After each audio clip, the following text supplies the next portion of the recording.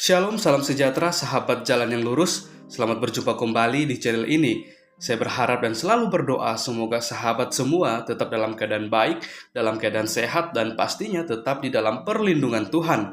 Saya juga mengucapkan banyak terima kasih kepada semua sahabat yang selalu setia untuk meluangkan waktu menonton video-video di channel ini dan juga terus mendukung perkembangan channel ini dengan mengklik tombol subscribe, like, komen, dan juga share kepada teman-teman yang lain supaya teman-teman yang lain juga boleh mendapatkan informasi seputar iman kekristenan. Kiranya Tuhan Yesus memberkati kita semua.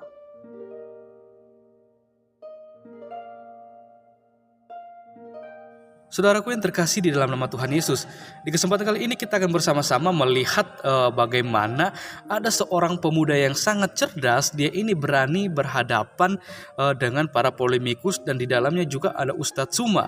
Kita akan melihat bagaimana seorang pemuda ini akan beradu argumentasi serta mematahkan setiap tuduhan-tuduhan liar yang dilontarkan oleh Ustadz Tsuma bersama dengan teman-teman polemikus yang karena mereka ini kerap kali selalu di dalam perdebatan atau diskusi membahas tentang Alkitab, sedangkan membahas tentang kitab suci mereka itu sangat minim atau kurang dan juga kadang mereka tidak mau untuk membahas hal itu. Kita akan melihat bagaimana keseruan debat dan bagaimana juga seorang pemuda cerdas ini akan mematahkan segala sesuatu yang dibawakan oleh Ustadz Tsuma dan para teman-teman polemikus. Selamat menyaksikan dan Tuhan Yesus memberkati.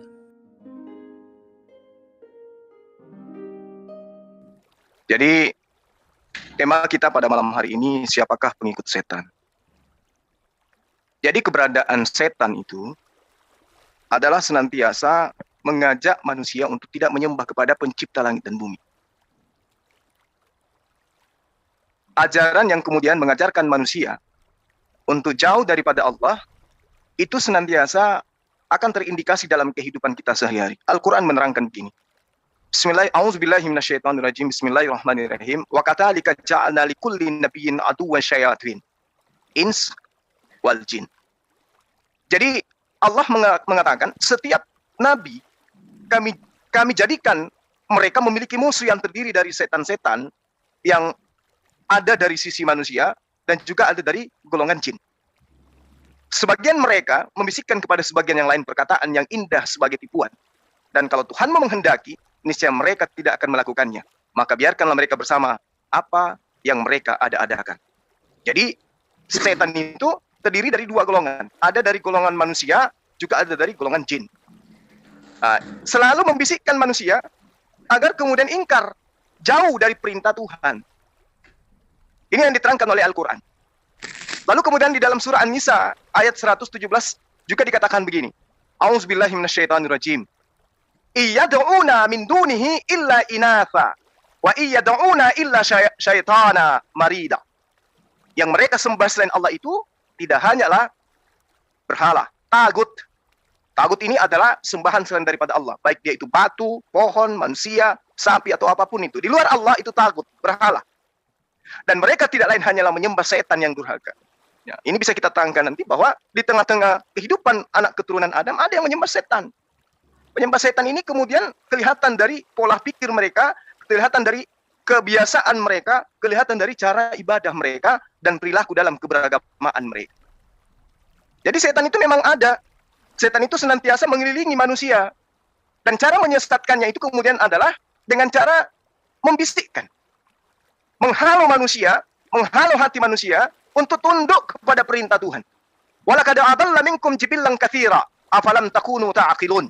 Dan sungguh setan itu telah menyesatkan sebagian besar di antara kamu. Maka apakah kamu tidak mengerti? Ya, sebagian besar dari kehidupan dari anak keturunan Adam ini itu telah disesatkan. Jadi sebagian kecil itu masih taat, sebagian besar itulah yang kemudian telah disesatkan.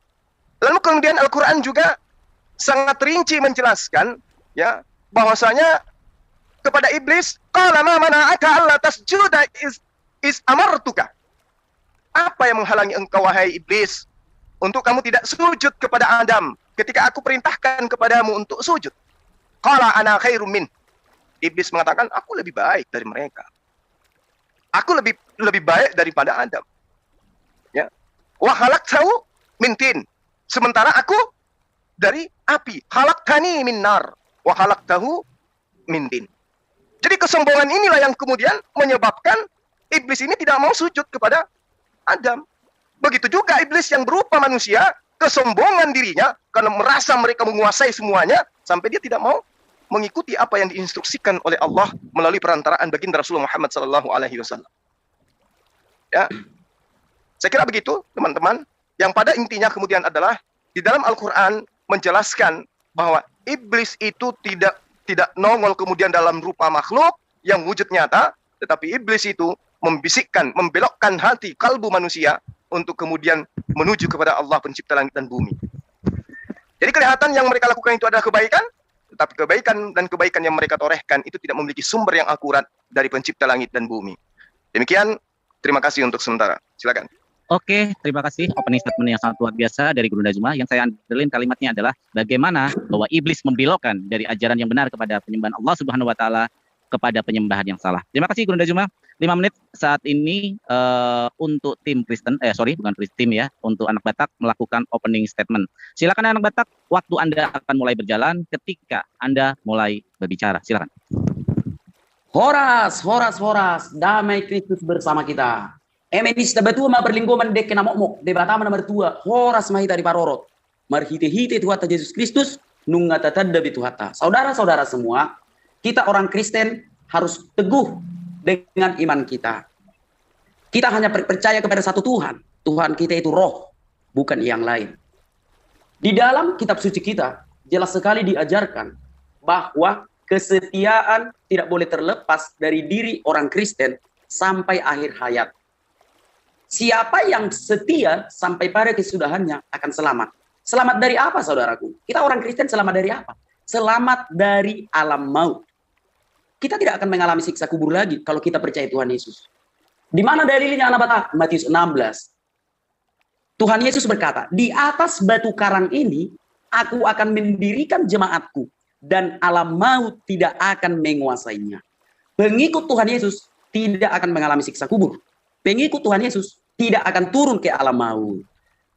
Untuk itulah kita bersukacita bahwa kalau kita mati dari dunia ini, kita masuk surga, saudara-saudara yang begitu. Apa perintah Tuhan Yesus? Baptis. Apa perintah Tuhan Yesus? Perjamuan kudus. Kita orang Kristen selalu melakukan ini. Apa saja selain itu anak Batak yang diajarkan Tuhan Yesus? Tuhan Yesus menyuruh kita untuk waspada terhadap nabi-nabi palsu dan setan yang menyamar menjadi Tuhan. Di dalam Wahyu 20 ayat 10 jelas sekali dikatakan, setan dan nabi palsu itu sangat akrab. Wahyu 20 ayat 7. Siapa yang beriman kepada raja setan, wajib beriman kepada nabi palsu. Siapa beriman kepada nabi palsu, wajib beriman kepada setan. Pengikut setan tidak boleh hanya menyembah setan saja. Wajib mengimani nabi palsu itu. Wahyu 20 ayat 10. Kerajaan maut dicampakkan ke dalam api, disitulah tempat binatang dan nabi palsu itu. Jadi memang raja setan itu sangat akrab dengan nabi palsu itu. Saudara-saudara, mari kita membaca Alkitab. Nah, kalau begitu anak Batak, apakah Alkitab juga mencatat tentang ciri-ciri nabi palsu itu? Ya, Alkitab mencatat. Matius 24 ayat 26. Nabi palsu itu berasal dari padang gurun. Matius 24 ayat 26. Di padang gurun itu ada bilik. Janganlah sampai kita orang Kristen percaya kepada nabi palsu itu yang dikatakan Tuhan Yesus berasal dari padang gurun dan kepada raja setan yang ada di dalam bilik itu. Kita harus percaya kepada Tuhan Yesus. Hanya itu saja ciri-cirinya anak Batak? Tidak. Yeremia 23 ayat 15 menjelaskan kalau nabi palsu itu akan diracun. Jadi jangan coba-coba orang Kristen mempercayai nabi yang pernah diracun. Yeremia 23 ayat 15. Nabi palsu akan diracun. Waspadalah terhadap nabi yang pernah diracun. Apakah hanya itu ciri-cirinya anak Batak? Tidak. 2 Petrus 2 ayat 4. Gua itu tempatnya raja setan. Jangan sampai kita orang Kristen bersemedi di dalam gua. Jangan sampai kita orang Kristen bertapa di dalam gua. Karena di situ ada raja setan. Apa hanya itu aja ciri-cirinya Batak? Tidak. 1 Timotius 4 ayat 1. Keluar dari agama Kristen mengikuti ajaran setan.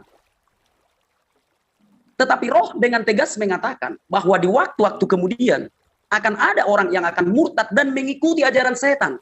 1 Timotius 4 ayat 1. Keluar dari agama Kristen mengikuti ajaran setan. Untuk itu saudara-saudara, aku menghimbau kepada kita orang-orang Kristen. Marilah kita membaca Alkitab itu dengan baik-baik. Marilah kita membaca Alkitab itu dengan baik-baik. Jangan takut lagi. Hari Tuhan sudah semakin dekat. Apalagi yang perlu kita takutkan? Kalaupun kita mati di dalam mempertahankan iman kita, toh kita akan bertemu dengan Tuhan Yesus di Firdaus. Sebab pengikut Kristus mati akan masuk surga, seperti perkataan Tuhan Yesus yang menjadi ayat favoritku. Aku akan mendirikan jemaatku, alam maut tidak akan menguasainya. Untuk itu kawan-kawan, mari kita dengarkan diskusi ini bersama saudara kita, saudara sebangsa. Terima kasih, haleluya, amin. Oke, terima kasih. Opening statement yang sangat luar biasa dari anak Batak ya. Tapi satu, mohon maaf anak Batak, saya berusaha adil di sini seperti yang diamanatkan di dalam Al-Qur'anul Karim ya, bahwa saya harus adil dalam bersikap. Walaupun itu kepada orang yang tidak kita sukai, tapi harus bersikap adil. Saya mencatat, mohon maaf anak Batak, saya mengunderline tadi seperti ada provokator untuk jangan takut, kita akan mati pun ada. Saya pikir tidak perlu untuk sampai ke tahap itu ya. Peringatan untuk anak Batak ya, tidak perlu memprovokasi seperti itu.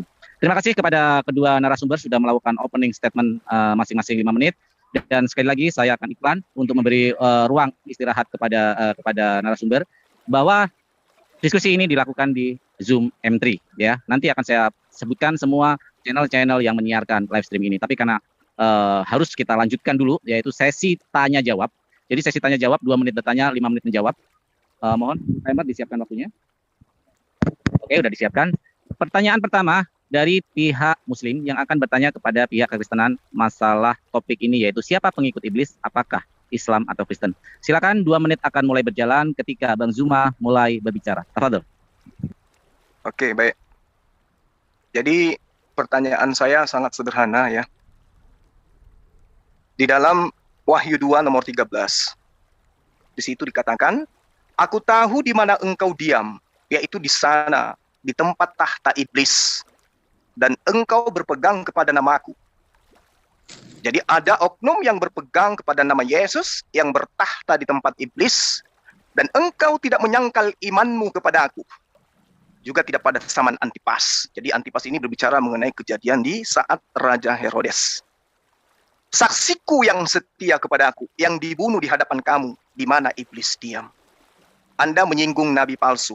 Lukas disebut sebagai nabi di dalam Kisah Para Rasul 13 nomor 1. Kita buktikan siapa nabi palsu yang bertahta di atas iblis menurut Wahyu 2 nomor 13 yang hadir pada saat pembunuhan terhadap apa yang terjadi di zaman Antipas, yang ada pada saat penghakiman terhadap Stefanus. Pertanyaan saya kepada anak B. Aku tahu di mana engkau diam, yaitu di sana, di tempat tahta iblis.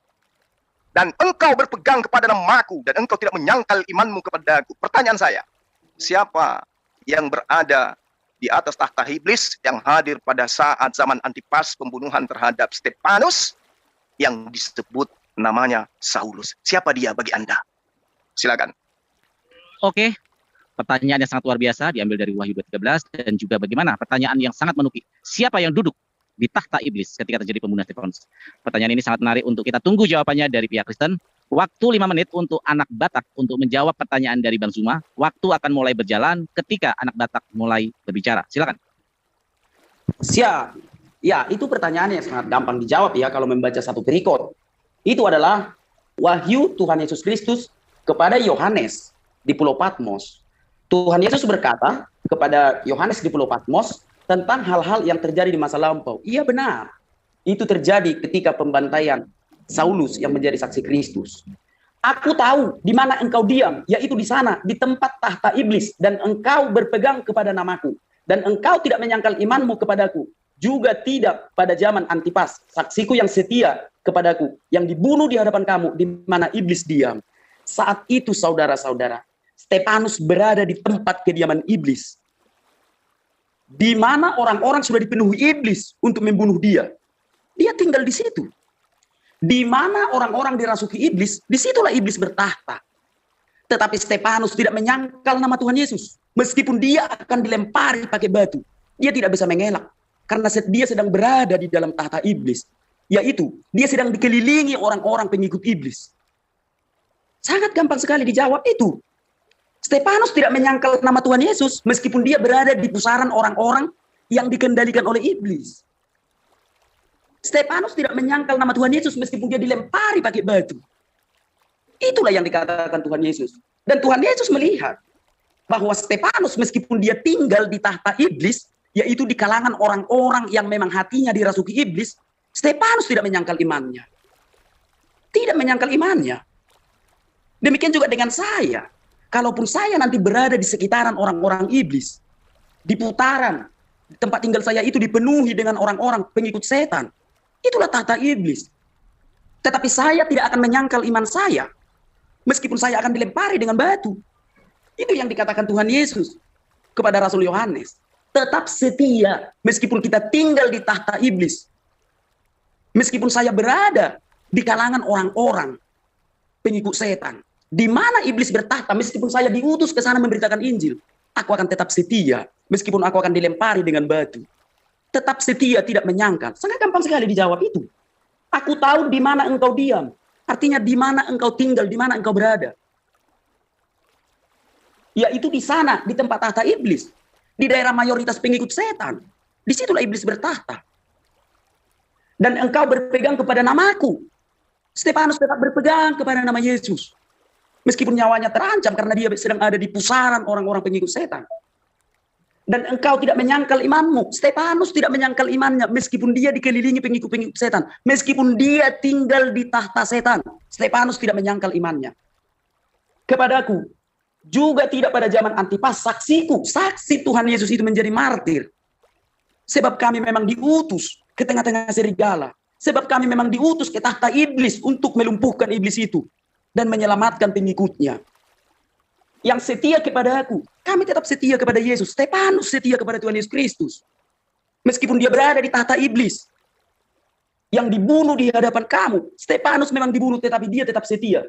Di mana iblis diam. Kami dibunuh di tahta iblis atau di daerah mayoritas penyembah iblis. Disitulah kami diam. Kesitulah kami diutus. Dan kami akan tetap setia. Kami tidak akan menyangkal nama Tuhan Yesus Kristus. Meskipun kami akan dilempari dengan batu. Simpel sekali menjawab itu.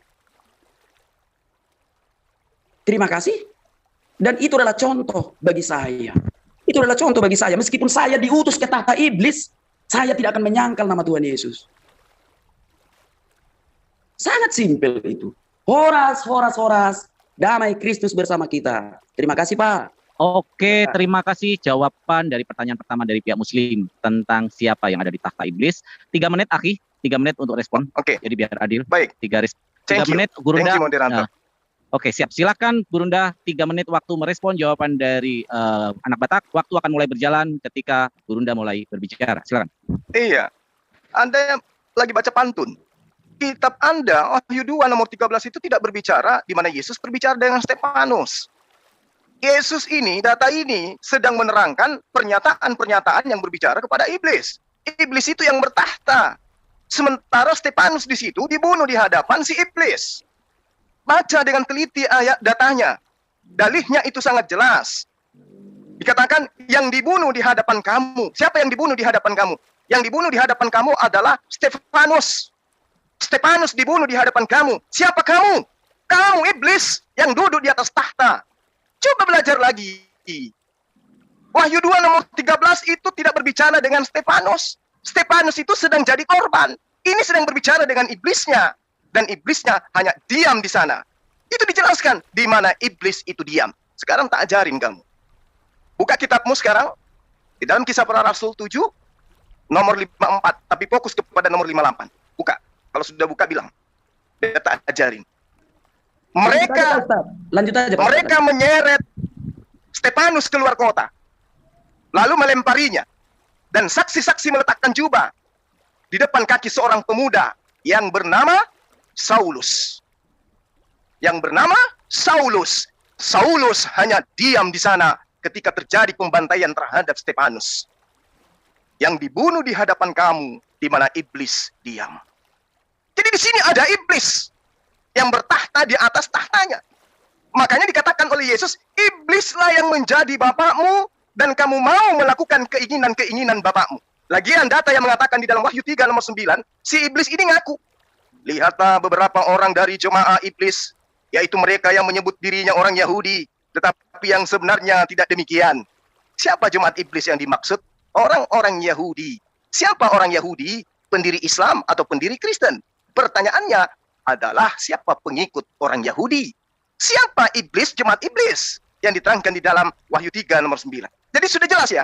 Kisah para Rasul 7 nomor 8 dikatakan, di mana iblis diam pada saat pembantaian terhadap Stefanus.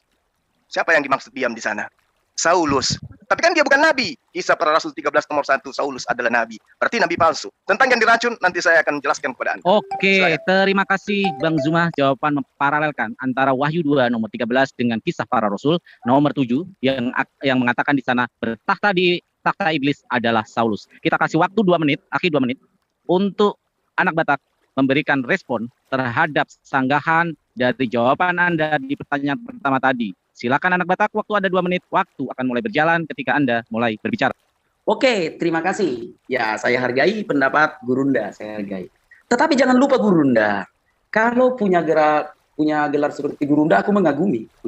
Kitab Wahyu itu hanya Yesus berbicara kepada Yohanes, gak ada Stefanus di situ, tidak ada. Tuhan Yesus hanya menceritakan kepada Yohanes, tidak ada yang lain-lain. Apa yang diceritakan Tuhan Yesus kepada Yohanes? Hal-hal yang terjadi di masa lampau, hal-hal yang terjadi di masa sekarang, dan hal-hal yang akan terjadi di masa yang akan datang. Gak usah kemana-mana tafsirnya itu. Kitab Wahyu hanya diberikan kepada satu orang. Siapa itu? Rasul Yohanes. Tidak ada di situ Tuhan Yesus berbicara kepada Saulus. Tidak ada di situ Tuhan Yesus berbicara kepada Stefanus. Tidak ada. Tidak ada Pak Ustaz. Wahyu hanya disampaikan kepada satu orang. Siapa itu? Rasul Yohanes. Tuhan Yesus sedang menceritakan kepada Rasul Yohanes hal-hal yang terjadi di masa lampau, termasuk pembantaian saksi Yesus yang setia itu. Siapa? Stefanus. Itu aja responku. Biar jangan ngaur ya. Tidak ada pernah di situ Tuhan Yesus berbicara kepada Saulus. Di kitab Wahyu ya. Seluruh Wahyu 1 sampai selesai. Hanya kepada satu orang itu. Tidak ada di situ Tuhan Yesus berbicara kepada Stefanus. Tidak ada. Hanya kepada Rasul Yohanes. Jadi sekali lagi, kitab Wahyu itu adalah pembicaraan antara Tuhan Yesus dan Rasul Yohanes tentang hal-hal yang terjadi di masa lampau, hal-hal yang terjadi sekarang, dan hal-hal yang terjadi di masa yang akan datang. Itu dulu alat ukurnya. Biar jangan ngawur. Oke, terima kasih. Horas.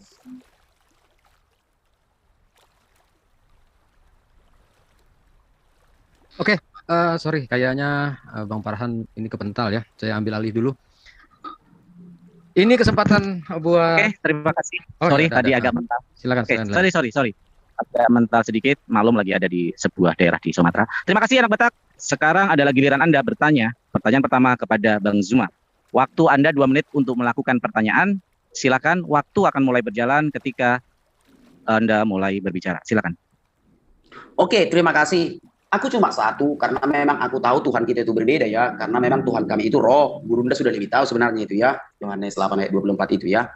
Tuhan kami itu roh, sementara Tuhannya Islam kan jad. Artinya berbeda. Aku tidak ingin mencari tahu tentang jad itu, tidak. Aku tidak ingin menanyakan tentang jadullah itu. Artinya, kita harus tahu dulu, kalau Tuhan kita itu berbeda. Itu aja dulu. Tuhan Yesus berkata, Allah itu adalah roh. Itu kata Tuhan Yesus. Nah, pertanyaanku adalah, karena sesuai dengan topik kita, mana ajaran saudara-saudara, tidak masuk di otakku ada Tuhan yang mengutus setan. Nggak masuk otakku, saudara-saudara. Tanpa beragama pun kurasa kalau kita berpikir, tidak mungkin Tuhan mengutus setan. Mau urusan apapun, mau menyesatkan ini, mau menyesatkan itu, Tuhan memiliki banyak malaikat yang mau diutusnya. Udah kerja semua malaikat anak Batak, manusia diutus. Nggak harus setan diutus. Itulah kalau pakai otakku ya, aku pribadi. Otakku pribadi tidak setuju aku ada Tuhan mengutus setan. Nah Allah SWT mengutus setan. Surah Maryam ayat 83. Apa tidak ada lagi malaikat Tuhan yang mau diutusnya? Apa tidak ada lagi manusia di muka bumi ini yang pantas untuk diutusnya? Kenapa harus setan diutus? Kalau di dalam otakku pribadi, yang mengutus setan itu ya rajanya setan. Karena Tuhan itu kudus. Tuhan itu mulia. Dalam urusan apapun, Tuhan yang kudus tidak akan mengutus setan. Satu-satunya Tuhan yang dikenal di muka bumi ini yang mengutus setan hanya Allah Subhanahu wa taala. Dalam surah Maryam ayat 83. Tuhan kok ngutus setan? Nah, tolong dijelaskan biar jangan salah paham. Terima kasih. Oke, baik. Bisa ini langsung dijawab ya? Silakan Gurunda, kayaknya kepental lagi ini. Ayo, Saya kepental lagi. Silakan Gurunda. Tadi Ya. surat Maryam nomor 83 ada subhat dari anak Batak, yaitu Allah mengutus setan atau iblis. Silakan Gurunda, waktu Gurunda menjawab 5 menit, waktu akan mulai Sebentar, berjalan ketika Ahli Farhan, saya interupsi karena Ahli Farhan agak ini kan koneksinya. Kita persiapan untuk cadangan Uti Lona Ana ya, untuk menjadi moderator cadangan ya. Oke, siap. Nanti kalau saya mental silakan Ukti Lona Betul. langsung masuk ya. Saya kasih Oke, kohon untuk pengertian. Oke, baik Ahi. Oke, bisa. Silakan, waktu akan mulai berjalan ketika Bang Zuma mulai berbicara. Silakan, Bang. Bismillahirrahmanirrahim. Alam tara anna arsalna syayatin alal kafirina ta'uzzuhum azza.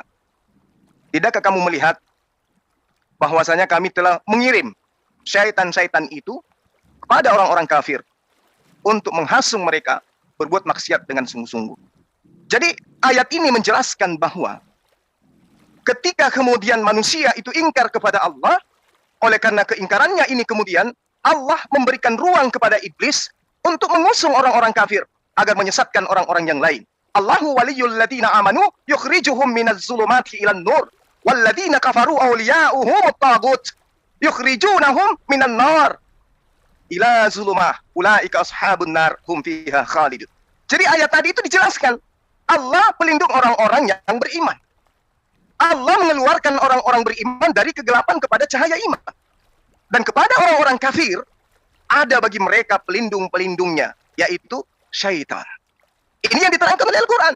Jadi mengirim bukan berarti Allah mengutus iblis ini kemudian untuk menyesatkan mereka, tidak. Iblis ini telah berjanji, telah bersumpah di hadapan Allah. Sebelum Adam beranak cucu, dia sudah bersumpah, aku akan menyesatkan mereka. Dan hanya sebagian kecil dari mereka akan kau temui beriman kepadamu. Sama seperti dalam kitab Kejadian 3. Aku akan membuat engkau bermusuhan antara keturunanmu dan keturunannya. Siapa yang membuat antara keturunan Adam dan iblis bermusuhan? Siapa? Allah. Inilah yang diterangkan dalam Al-Quran yang tadi, yang saudara bahas tadi. Alam tara anna arsalna syayatin. Sama seperti ketika di dalam kitab Anda, Simon, Tuhan telah memberi izin kepada iblis untuk mencobai kamu. Siapa yang memberi izin kepada iblis? Tuhan, katanya. Inilah yang diterangkan. Jadi iblis itu memang diberi ruang untuk menggoda anak keturunan Adam. Bukan berarti Allah itu adalah iblis. Allah itu pencipta yang mengutus kemudian makhluk bernama Adam alaihissalam untuk menjadi pemimpin di atas muka bumi ini. Wa idh qala rabbuka lil malaikati inni ja'ilun fil ardi khalifah. Lalu kemudian di ayat ke-30-nya diterangkan kemudian iblis diminta mereka untuk bersujud.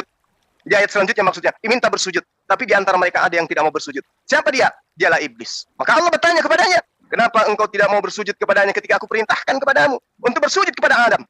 Dia katakan, khalaqtani min nar wa khalaqtahu min tin. Nah, jadi gini, supaya saudara itu memiliki perbandingan dalam data ini supaya Anda paham. Apa sih muatan daripada ayat surah Maryam ayat 38 ini? Dan Anda tidak bisa melakukan pendekatan keilmuan terhadap ayat suci Al-Quran. Coba Anda lihat di dalam Lukas 4 nomor 41. Dari banyak orang keluar juga setan-setan sambil berteriak, engkau adalah anak Allah. Lalu ia dengan keras melarang mereka dan tidak memperbolehkan mereka berbicara. Siapa yang mengajarkan bahwa Yesus itu adalah anak Allah? Siapa yang meneriakkan bahwa Yesus itu adalah anak Tuhan? Iblis. Kan itu jelas. Lalu kemudian dalam 2 Tawarik 18:21 nomor 22, jawablah aku akan keluar dan menjadi roh dusta dalam mulut semua nabinya. Ia berfirman, biarlah engkau membujuknya. Jadi Tuhan memberikan izin kepada setan untuk membujuk para nabi. Dan engkau akan berhasil. Bahkan Tuhan mengatakan, engkau akan berhasil. Dan membuatnya demikian. Bayangkan. Bukan hanya memberi izin, tetapi dia mengatakan, engkau akan berhasil untuk membujuk para nabi ini. Karena itu, di data nomor 22 di 2 Tawarik 18, sesungguhnya Tuhan telah menaruh iblis dalam mulut nabi-nabimu atau roh jahat. Sebab Tuhan telah menetapkan untuk menampakkan malapetaka kepadamu. Bayangkan. Berarti di dalam kitab Anda, kitab yang Anda ambil dari agama lain, di situ Tuhan telah menetapkan iblis itu untuk menggoda bukan hanya manusia biasa, bahkan menggoda para nabi. Tapi kalau yang di Al-Quran, alam tara anna arsalna syayatin alal kafirin, yang diusung kemudian untuk disesatkan orang kafir. Di kitab Anda, yang diusung untuk disesatkan adalah para nabi. Oke, Wow, keren. terima kasih Bang Zuma. Tepat waktunya habis. Jawabannya yang dilakukan oleh Bang Zuma, siapa sebenarnya yang disesatkan? Yaitu adalah orang-orang kafir. Jadi Allah bukan mengutus iblis. Terima kasih. 3 menit waktu untuk anak Batak merespon jawaban dari Bang Zuma. Waktu akan mulai berjalan ketika anak Batak mulai berbicara. Silakan. Oke, baik, terima kasih. Bukan 1938 ya, saudara-saudara yang di live chat ya. 1983, Maria 83. Betul. Iya, sorry. Ya, tadi nggak apa-apa, moderator nggak usah dipotong-potong aku bicara. Nggak usah. Aku tahu. Tadi Bapak itu salah sebut biasa itu, salah sebut sedikit, nggak masalah. Nah, sudah aku bilang, kalau arsalnas itu diartikan mengizinkan, nggak ada yang salah di situ. Nggak ada. Kalau arsalnas itu diartikan membiarkan, nggak ada masalah. Ketika arsalnas itu diterjemahkan Kementerian Agama dengan mengutus, masalah besar. Nah, contoh tadi Pak Ustadz mengatakan Allah mengirim, nggak ada masalah. Ketika arsalnas itu artinya mengirim, nggak ada masalah di situ. Kenapa Kementerian Agama menerjemahkannya mengutus? Contoh, seandainya Kementerian Agama menerjemahkan arsalnas itu menjadi membiarkan, tidak ada masalah. Memang Allah Subhanahu wa taala membiarkan setan untuk menyesatkan orang kafir itu. Tetapi ketika Kementerian Agama menerjemahkannya dengan kata utus, masalah besar. Paham ya? Paham maksudku ya Pak Ustadz ya? Ketika seandainya di situ kata arsalnas itu diartikan mengizinkan, seperti yang Ustadz jelaskan, nggak ada masalah. Berarti benar. Bagus itu, memang kayak gitulah iman yang sebenarnya kepada Tuhan. Ketika arsalnas itu diartikan mengizinkan, seperti yang Gurunda jelaskan. Berarti yang salah di sini siapa? Kementerian Agama atau Quran salah tulis? Penjelasan Ustadz itu udah benar 100%. Kalau arsalnas itu diartikan membiarkan atau mengizinkan atau memberi izin. Oke. Seperti yang Gurunda sampaikan, itu sudah benar. Yang jadi masalah adalah Quran mengatakan mengutus, bukan membiarkan atau mengizinkan. Di situ masalahnya. Itu masalahnya. Jadi satu-satu topik aja kita bahas dulu. Aku nggak mau lari kemana-mana. Tidak. Ketika arsalnas itu diterjemahkan mengizinkan, nggak ada masalah. Yang jadi masalah adalah ketika Kementerian Agama menerjemahkan arsalnas itu dengan mengutus. Di situ masalah besar. Atau bukan Kementerian Agama yang salah. Barangkali memang Qur'annya benar-benar mengutus. Nah, di situ polemiknya. Jadi, apa yang Gurunda jelaskan itu sudah benar 100%. Kalau arsalnas itu diganti dengan mengizinkan atau membiarkan, bukan mengutus. Semoga Pak Ustadz paham. Terima kasih. Horas. Oke, terima kasih jawabannya anak Batak. Mohon maaf tadi agak salah menyebut suratnya. Dan diksi yang dipermasalahkan oleh si anak Batak yaitu kata mengutus ya, yang diterjemahkan oleh Kementerian Agama. Waktu 2 menit untuk merespon kembali kanter dari anak Batak. Silakan Guru Dazuma, waktu Anda 2 menit untuk melakukan kanter kembali terhadap jawaban anak Batak. Waktu akan mulai berjalan ketika Bang Zuma mulai berbicara. Silakan. Ya, nah inilah makanya aku bilang, makanya kita memahami Al-Qur'an itu harus melakukan pendekatan pada original teksnya. Jadi di situ ada kata arsalna. Arsalna, rasila yarsalu atau arsala yursilu, itu artinya melepaskan atau membebaskan. Ya. Atau membiarkan pergi atau mengirim, mengutus rasulun. Itu sama aja. Tidak ada kemudian yang keliru di sana. Sama ketika Anda membaca dalam Hakim-Hakim 9 nomor 23, kemudian Allah mengirim iblis di antara Abimelek dan penduduk Syekhem, sehingga penduduk Syekhem berkhianat terhadap Abimelek. Itu sama. Artinya Tuhan sudah memberikan ruang kepada iblis untuk menggoda anak manusia. Nanti ketika anak manusia ini digoda, mereka lah yang memiliki kehendak bebas untuk beriman atau kufur. Makanya di kaidah Islam itu sangat jelas. Allah mengatakan, telah nyata kebenaran itu kepadamu, yang mau beriman silakan beriman, yang mau kufur silakan kufur. Ini yang diterangkan oleh Al-Quran. Sehingga ketika dikatakan alam tara anna arsalna syayatin, itu maksudnya bahwa Tuhan melepaskan setan-setan ini kepada orang-orang kafir. Memberi ruang kepada setan-setan ini untuk menggoda orang-orang kafir. Itu yang perlu Anda pahami. Sama seperti di dalam data yang ada di kitab Anda, Tuhan mengutus iblis kepada Saul untuk kemudian menyesatkan Saul. Kalau Anda mengatakan itu salah, berarti kitab yang Anda gunakan juga keliru berarti. Nah, sayangnya kata arsalna di dalam Al-Quran itu kami memiliki kaidah yang jelas. Ya, rasila yarsalu, ringan dalam melangkah. Arsala yursilu, melepaskan, membebaskan, atau membiarkan pergi, atau mengutus, atau mengirim, atau kembali kepada. Oke, terima kasih. Silakan. Sangat jelas ya jawabannya, dan Gurunda tadi melakukan mirroring terhadap Bible. Ternyata ada kata mengutus iblis juga kepada yang menggoda untuk tidak taat kepada Abimelek. Terjadi mirroring, dan yang saya pikir di dalam sebuah diskusi ketika mirroring terjadi, itu adalah sebuah poin kredit poin yang sangat luar biasa yang dilakukan oleh narasumber. Terima kasih. Sebelum saya lanjutkan untuk beristirahat dulu sekitar 1 menit para narasumber, saya bacakan Menara Syiar yang melakukan live streaming yaitu Zulkifli M15 Official, M3 Channel, Yans M3 Channel, Basin Media, Triun Slayer Comment Center, Debat Panas, Debat Channel, Pengamat Debat Lintas Agama, Dialog Channel 9, Para Pencari Ilmu, Mantep TV, Pejuang Tauhid TV, Jawara Sunda, Salam Akal Sehat, Sugi Kristologi, Debat Hebat, Al Alif Channel, Ustadz Akal Sehat Channel. Itulah channel-channel yang melakukan live streaming. Masya Allah, ada 17 channel yang melakukan live streaming diskusi kita kali ini. Tadi adalah sesi pertama dari sesi tanya jawab. Sekarang adalah sesi kedua, sebelum nanti sesi yang paling ditunggu-tunggu oleh para netizen, baik di live chat maupun di live Zoom, yaitu sesi battle. Sesi kedua, pertanyaan yang kedua, yaitu kepada Bang Zuma, untuk bertanya kembali kepada anak cetak, waktu 2 menit, waktu akan mulai berjalan ketika Bang Zuma mulai berbicara. Tafadhol. Baik, makasih. Tolong Anda dengarkan pernyataan saya ini. Di dalam Wahyu 13, Wahyu 17, ya, diterangkan berbagai macam tipikal makhluk yang kemudian indikasinya adalah iblis. Wahyu 12 nomor 3, maka nampak satu tanda dari langit, seekor naga, merah padam, besar, berkepala 7, bertanduk 10. Wahyu 13 nomor 11, bertanduk 2, ya, seperti seekor naga. Wahyu 13 nomor 7, seorang perempuan di atas seekor binatang yang merah ungu. Binatang itu mempunyai 7 kepala dan 10 tanduk. Selalu bertanduk, bertanduk, dan bertanduk.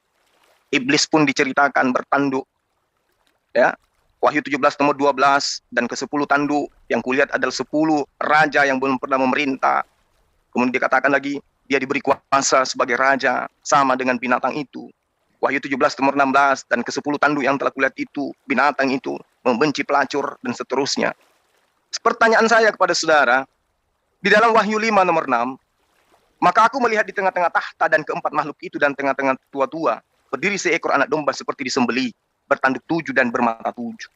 Dan itulah ke-7 roh Tuhan, roh Theos, yang diutus ke muka bumi. Pertanyaan saya kepada saudara, apakah betul roh Tuhan itu bertanduk 7 bermata 7 seperti binatang yang diterangkan di bab-bab lain di kitab Wahyu?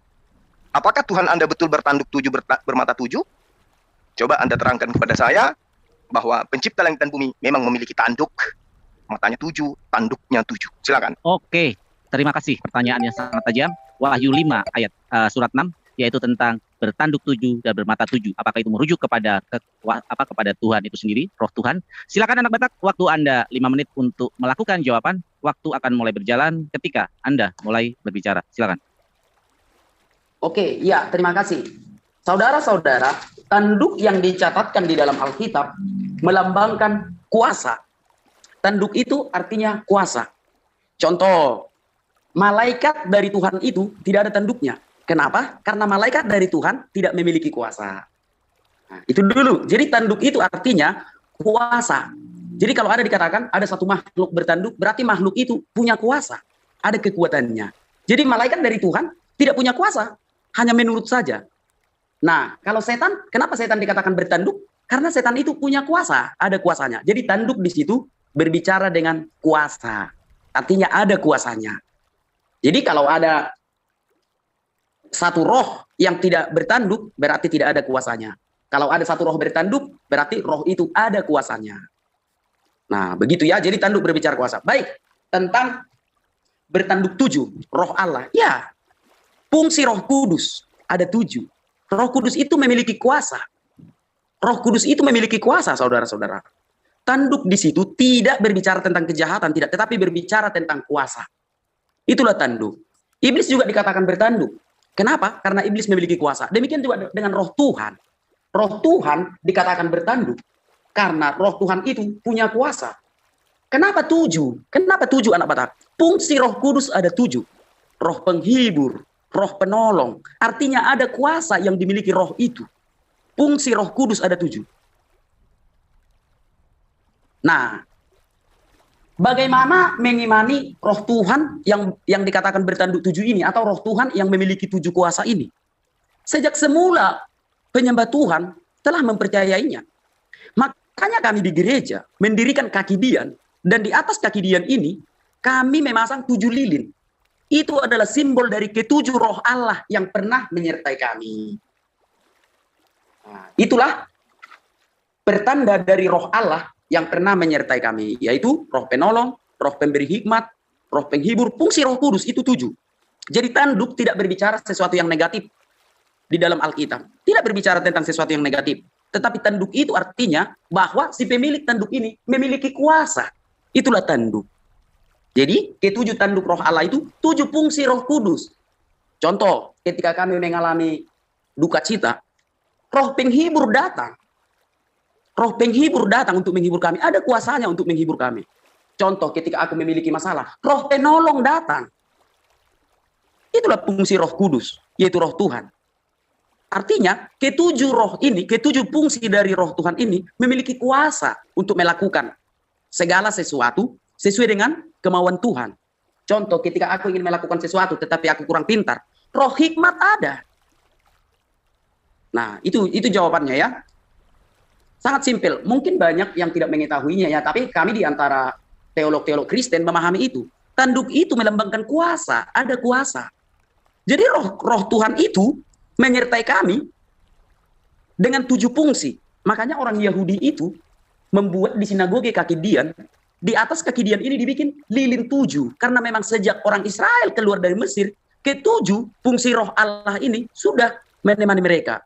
Jadi jawabannya adalah, apa maksudnya dengan 7 tanduk roh Tuhan itu? Itu artinya fungsi Roh Kudus ada 7. Jadi tanduk itu tidak stigma mengatakan itu sesuatu yang buruk, tidak. Tanduk itu artinya ada kuasa, ada kuasanya. Itulah yang bisa saya jawab. Mudah-mudahan Pak Ustadz mengerti. Jadi, ke-7 tanduk itu adalah fungsi Roh Kudus. Roh penghibur dan lain-lain. Ada 7 fungsi Roh Kudus. Terima kasih Pak. Semoga Bapak mengerti. Hora. Oke, terima kasih jawaban dari anak Batak. Tanduk melambangkan sebagai kekuasaan dan fungsi Roh Kudus ada 7. Silakan sekarang 2 menit, 3 menit ya, 3 menit waktu dari Bang Zuma untuk merespon dari jawaban anak Batak. Silakan Bang Zuma. Oke, baik. Jadi teman-teman, kita mendengarkan bagaimana kemudian tema kita pada malam hari ini, siapakah pengikut iblis, dan barusan kita mendengarkan bahwa iblis dan Tuhannya anak B ini sama-sama bertanduk. Jadi kalau kemudian saudara kita mengatakan bahwa tanduk itu adalah lambang kekuasaan, tapi ini adalah penglihatan. Penglihatan artinya sesuatu yang dilihat. Yang dilihat oleh orang yang menulis kitab Wahyu di Pulau Patmos. Dengan matanya, dia melihat bahwa ada makhluk bertanduk 7 dan bermata 7. Dan kemudian, ya, saudara B juga mengatakan bahwa iblis juga itu melambangkan mereka juga itu bertanduk. Dan memang benar, di dalam kitabnya memang dikatakan iblis itu bertanduk. Sehingga kita tidak bisa membedakan antara sembahannya mereka dengan iblis itu sendiri. Sehingga ketika tema ini kita uraikan kesimpulannya kemudian, ya katanya mereka menyembah roh. Tapi faktanya Tuhan mereka penampakannya seperti binatang bertanduk 7. Dan matanya juga 7. Artinya bahwa sangat nyata bagi kita orang-orang yang berpikir ketika ada konsep yang mengatakan Tuhan mereka adalah roh, dan penampakan roh itu seperti binatang, bertanduk 7 dan matanya juga adalah 7, maka itu sudah bisa kita larikan kepada ajaran-ajaran mitos terdahulu yang mengajarkan tentang penggambaran-penggambaran setan. Penggambaran-penggambaran tentang makhluk gaib, makhluk yang kemudian menyeramkan. Hari ini kita melihat dan menyaksikan bahwa ternyata saudara kita mengakui bahwa Tuhannya mereka sesuai dengan apa yang diterangkan dalam kitab Wahyu, memang itu adalah penampakan yang terjadi terhadap Tuhan yang dilihat oleh penulis di Pulau Patmos. Wahyu 5 nomor 6, maka aku melihat di tengah-tengah tahta dan keempat makhluk itu, dan di tengah-tengah tua-tua, berdiri seekor anak domba seperti telah disembelih, bertanduk 7 dan bermata 7. Itulah ke-7 roh Theos yang diutus ke bumi. Jadi di sini bukan menghayal ya. Dia katakan, aku melihat. Jadi karena penulis kitab Wahyu ini bukan orang buta, maka apa yang dilihat oleh matanya itulah yang dinyatakan. Dia melihat binatang bertanduk 7 dan bermata 7, dan itulah yang kemudian yang dibanggakan oleh teman-teman Kristen. Tuhan kami adalah roh, maka kami menyembah di dalam roh. Ternyata roh penampakannya bertanduk 7 dan bermata 7. Ngeri, ya, menakutkan.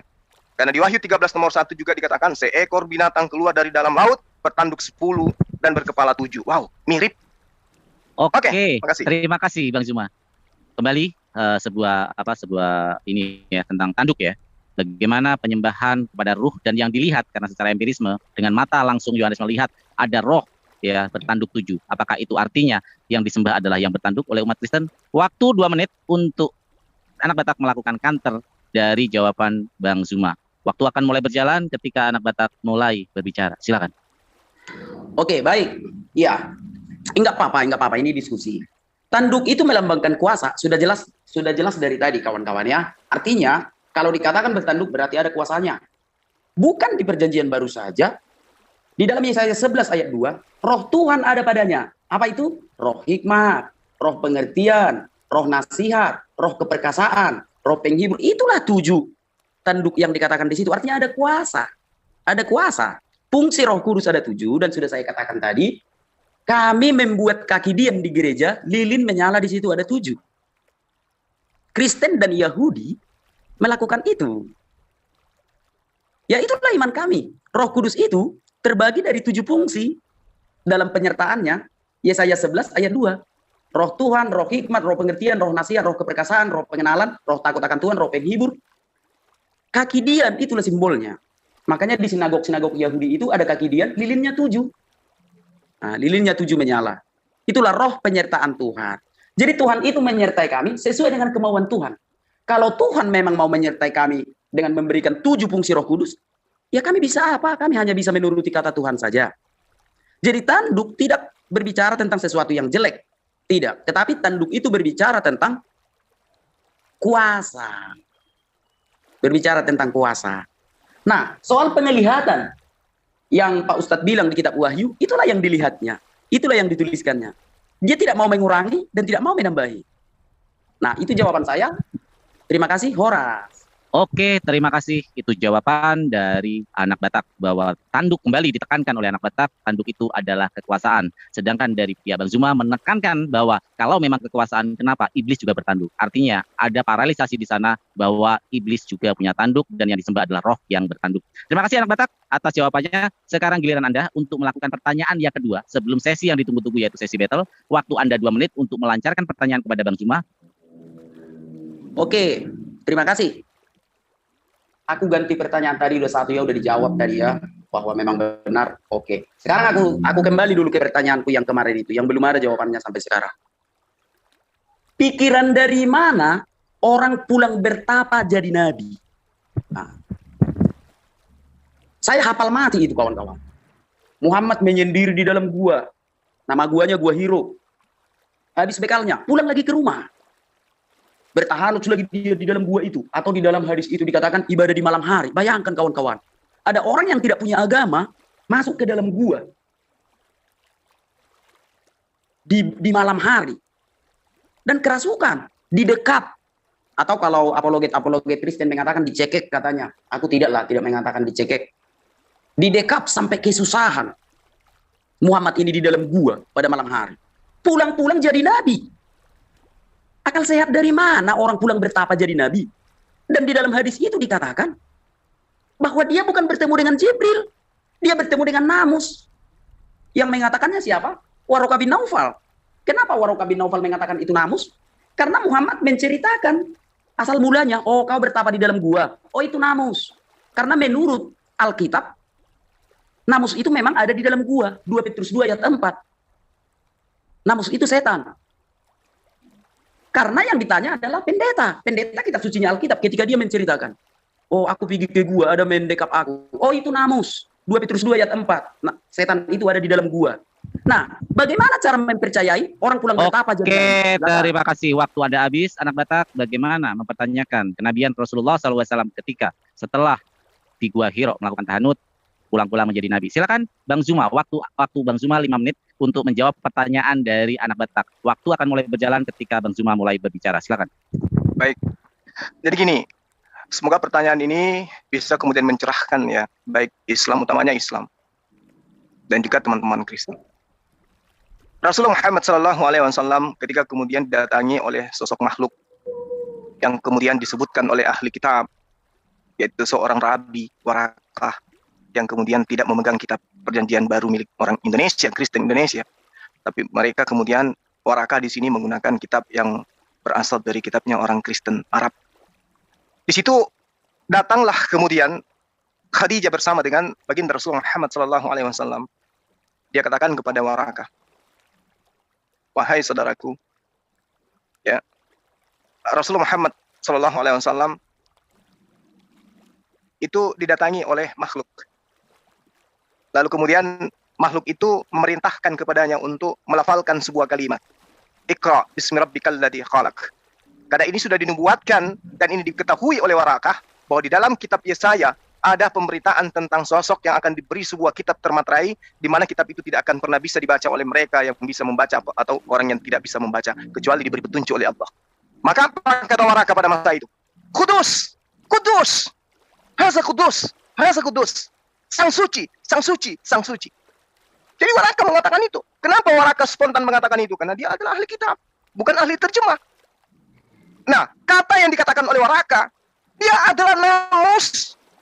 Apa namus itu? Kalau saudara kita tadi menggunakan, saya katakan menggunakan tipu-tipuan murah-murahan ya, di dalam 2 Petrus 2 nomor 4, itu tidak ada kata namus di sana. Sampai giginya geriting nggak akan mampu menunjukkan itu. Jadi kata namus ini diberitakan kemudian oleh Warakah, di mana kata namus ini adalah sebuah kata yang diarabkan, yang berasal dari akar kata bahasa Yunani sendiri yang disebut nomos. Nomos kalau kita pelajari secara literasi, itu artinya adalah kebajikan. Atau diartikan dengan hukum. Atau biasa disebut honor, kehormatan. Bahkan ada yang mengatakan namus itu adalah kesucian. Oleh karena itulah kemudian namus atau nomos yang dikatakan oleh Warakah adalah penjelmaan daripada Roh Kudus. Kenapa penjelmaan? Karena Warakah tahu persis bahwasanya yang dikatakan nomos itu adalah nomos atau pneuma. Pneuma itu adalah spirit. Yang mana spirit ini adalah sesuatu yang disandingkan kepada Saul. Saul itu adalah roh, ruah atau jiwa.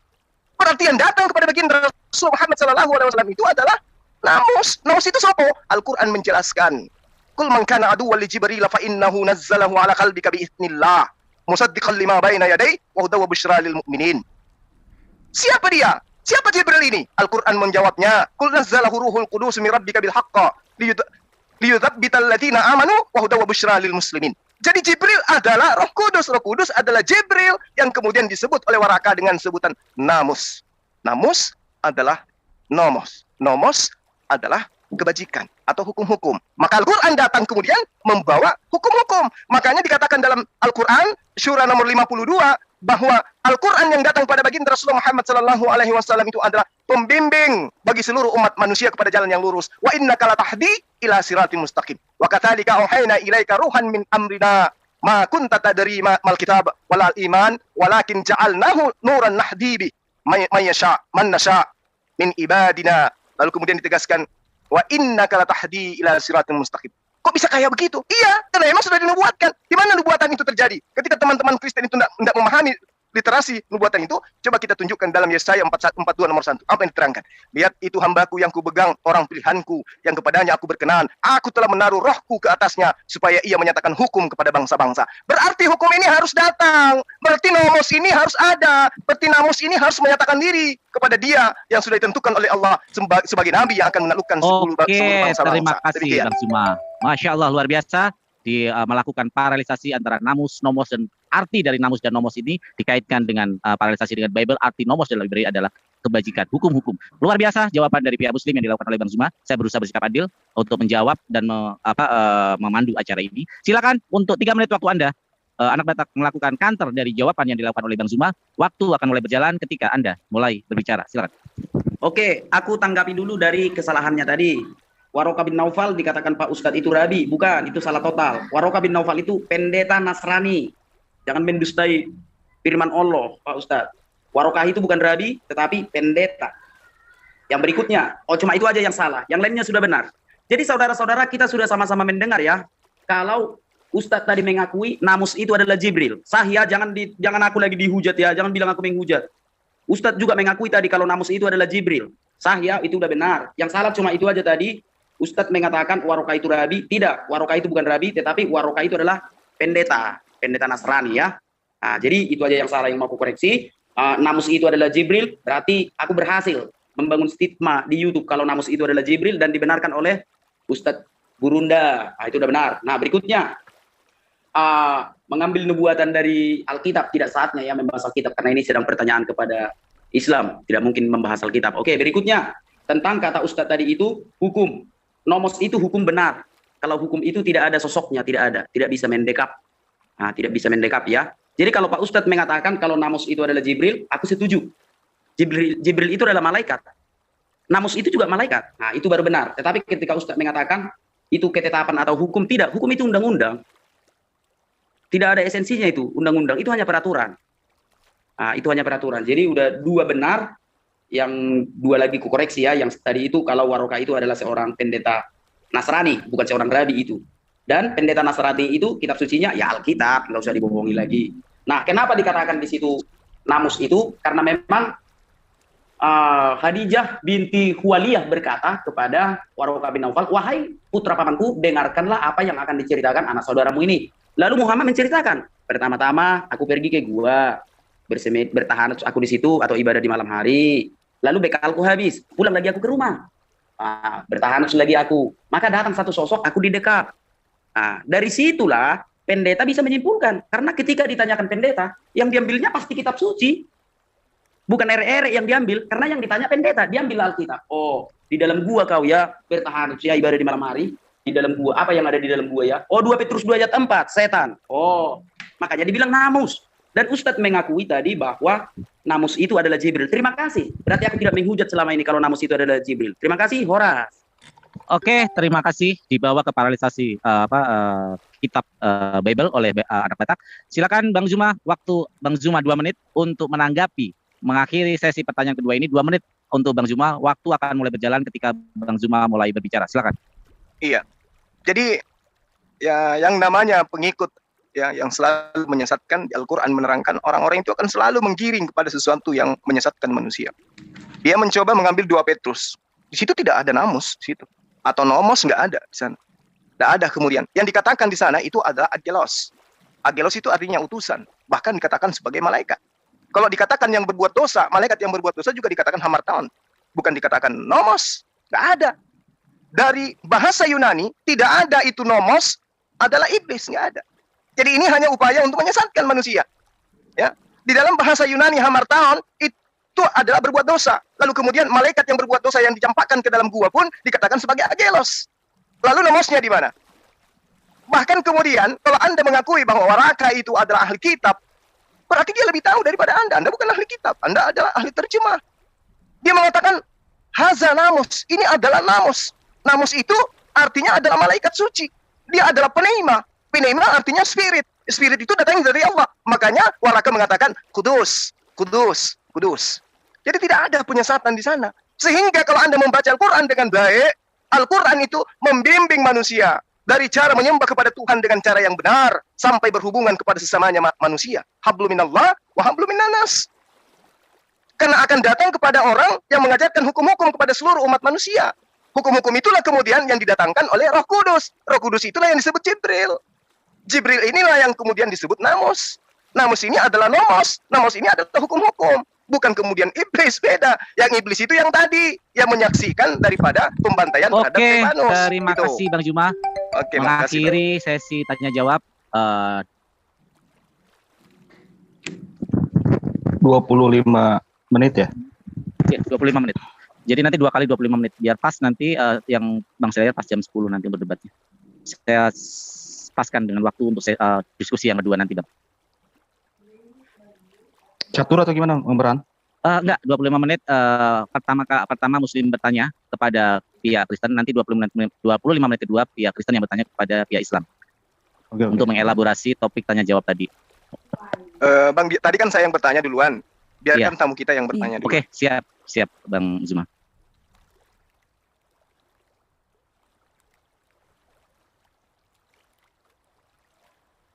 ...25 menit. Oke, para Iwanfilah, kita tiba pada sesi yang ketiga, yaitu sesi battle yang sangat kita tunggu-tunggu dengan topik yang sangat panas. Siapakah pengikut iblis, Islam atau Kristen? Ya, dan ketika dari pihak Kristen bertanya kepada pihak Muslim, maka pihak Muslim bisa menjawab dari Al-Quranul Karim dulu dan bisa melakukan mirroring kepada Bible, ya, untuk supaya fair dalam battle kali ini. Silakan anak Batak, waktu Anda bertanya, waktu akan mulai berjalan ketika Anda mulai berbicara. Silakan. Oke, terima kasih. Ya, aku bertanya tentang iman Islam ya, dan dijawab dari iman Islam lah, biar tercerahkan penonton, nggak usah ngemis-ngemis ke kitab suci orang lain. Oke. Nah, sekarang aku bertanya, kualitas kenabian itu standarisasinya ada. Contoh, ketika orang Islam mengatakan kalau Isa alaihi salam adalah Nabi ke-24, dia adalah terkemuka di dunia dan di akhirat. Itu tidak bisa dibantah. Nah, setelahnya ada nabi yang bernama Muhammad. Standarnya sangat rendah sekali dibanding Isa alaihissalam. Sangat rendah sekali. Nah, apa yang dicontoh dari Muhammad? Apakah moralnya? Apakah ajarannya? Apa yang dicontoh dari Muhammad? Itu dulu silakan. Ya, baik. Allah Subhanahu wa taala menerangkan di dalam Al-Qur'an, "Maka Muhammadan aba ahadin min rijalikum, walakin Rasulullah wa khataman nabiyyin." Jadi ini adalah legitimasi dari Allah bahwa beliau bukan bapak dari di antara kalian, tetapi dia adalah Rasulullah dan dia adalah penutup para nabi. Itu legitimasi. Ya, itu legitimasi. Jadi yang Anda harus pahami kemudian adalah Allah Tuhan kami memberikan ya legitimasi terhadap Nabi Muhammad SAW sebagai utusannya. Demikian juga Rasulullah Muhammad SAW mengakui bahwa Allah itu adalah satu-satunya Tuhan yang benar. Nah, kemudian ciri kenabiannya kemudian itu adalah menerima wahyu. Wahyu inilah yang kemudian yang kami jadikan sebagai sandaran di dalam beragama. Itulah Al-Quranul Karim. Ketika Anda kemudian bertanya apa kemuliaan dari beliau dibandingkan Yesus, jauh, sangat jauh. Yesus hanya untuk Bani Israel, sementara beliau untuk seluruh umat manusia. Rasulullah Muhammad SAW menitipkan warisan kepada kami berupa Al-Quranul Karim dan hadis sahihah. Sementara Yesus mewariskan apa kepada kalian? Dek nara, nang hadong, nggak ada yang dia titip buat Anda dari Yesus itu, nggak ada. Rasulullah Muhammad SAW kemudian bukti kenabiannya adalah memberikan sebuah panduan hidup di dalam kehidupan umat manusia, yaitu Al-Quranul Karim. Apa yang Anda cari dalam kehidupan Anda? Semua tersimpul, tersirat di dalam Al-Quranul Karim. Kedua, bukti kenabian beliau bahwa apa yang terlontar di dalam lisannya kemudian ada dua. Yang pertama, penyampaian wahyu dari langit, yang sudah pasti kalau wahyu dari langit, tidak akan Anda bisa temukan kesalahan di dalamnya. Baik terhadap keilmuan maupun segala sesuatu yang terkait dengan kemaslahatan umat manusia. Bahkan semakin manusia mencapai keilmuan yang tinggi terhadap temuan-temuannya, ternyata seorang Rasulullah Muhammad SAW lebih dulu menuai di dalam Al-Quranul Karim. Contoh, baru ini ditemukan tentang adanya sidik jari. Rasulullah Muhammad SAW kemudian dari sejak 1400 tahun silam sudah memberikan indikasi sidik jari yang adanya DNA hanya dimiliki orang per orang, dan itu baru ditemukan saat sekarang untuk mengidentifikasi seseorang di dalam kepribadiannya. Nah, apakah kemudian ini adalah karangan beliau? Tentu tidak. Justru itulah bukti kenabian beliau. Al-Quran inilah sebagai contoh, sebagai bukti utama. Siapa yang kemudian di atas muka bumi ini yang mampu memberikan sebuah buku, memberikan sebuah panduan hidup yang bisa murni sampai hari ini? Kalau Anda mengatakan Paulus dan seterusnya, Anda kumpulkan rasul-rasul Anda kumpulkan orang-orang yang Anda katakan rasul, cari mana catatan awal mereka, siapa yang mampu menghafalkan, siapa yang kemudian menerimanya secara sanad, Anda tidak akan mampu kemudian menemukan. Padahal mereka banyak orang. Tapi kemudian apa yang terjadi? Yang satu sama yang lain saling ya mengatakan sesat dan menyesatkan. Tulisan Filipus dikatakan sesat, tulisan Barnabas dikatakan sesat, tulisan yang lain dikatakan sesat, dan hanya tulisan yang diterima oleh Romawi Yunani yang dikatakan benar. Nah, itulah tanda-tanda kenabiannya. Ketika diutus oleh Allah untuk membimbing seluruh manusia, tidak ada keraguan kepada kami di dalamnya. Contoh seperti yang saya katakan kepada saudara, bahwa Al-Quran menerangkan dirinya. Bahwa ketika Allah kemudian mengutus Rasulullah Muhammad SAW, Allah menjelaskan, wa katsalika auhayna, di penghujung ayat dikatakan, wa innaka latahdi ila siratul mustaqim. Dan dia benar-benar membimbing seluruh manusia kepada jalan yang lurus. Nah, kalau Yesus, dia hanya membimbing sampai ke 12 murid, itu pun cuma itu pun hanya 11 yang berhasil. Itu pun semuanya mati mengenaskan, dibunuh oleh nabi palsu. Ya kan? Setelahnya kemudian bukan pengikutnya lagi, termasuk Anda hanya nyamar-nyamar. Tapi kalau baginda Rasulullah Muhammad SAW, coba di negara kita ini mayoritas pengikutnya membuktikan bahwa apa yang tertulis 1400 tahun silam, wa innaka latahdi ila siratal mustaqim, itu benar. Itu benar adanya, bahwa dia membimbing manusia kepada jalan yang lurus. Apa itu? Tauhid, mengajarkan orang Indonesia yang tadinya animisme, menyembah batu, menyembah gunung, menyembah pohon, menuju kepada penyembahan terhadap pencipta langit dan bumi. Siapa pelaku utamanya? Baginda Rasulullah Muhammad SAW, dan bukan yang lain. Sementara Anda berada pada kondisi di mana Anda justru tidak bersamaan dengan ajaran Yesus. Jadi kelebihan baginda Rasulullah Muhammad SAW yang keempat, yang perlu Anda tahu adalah beliau diterima oleh manusia sebagaimana apa yang diajarkan dirinya kepada manusia. Ini Rasulullah ilaikum, aku adalah utusan Allah kepada kalian semua.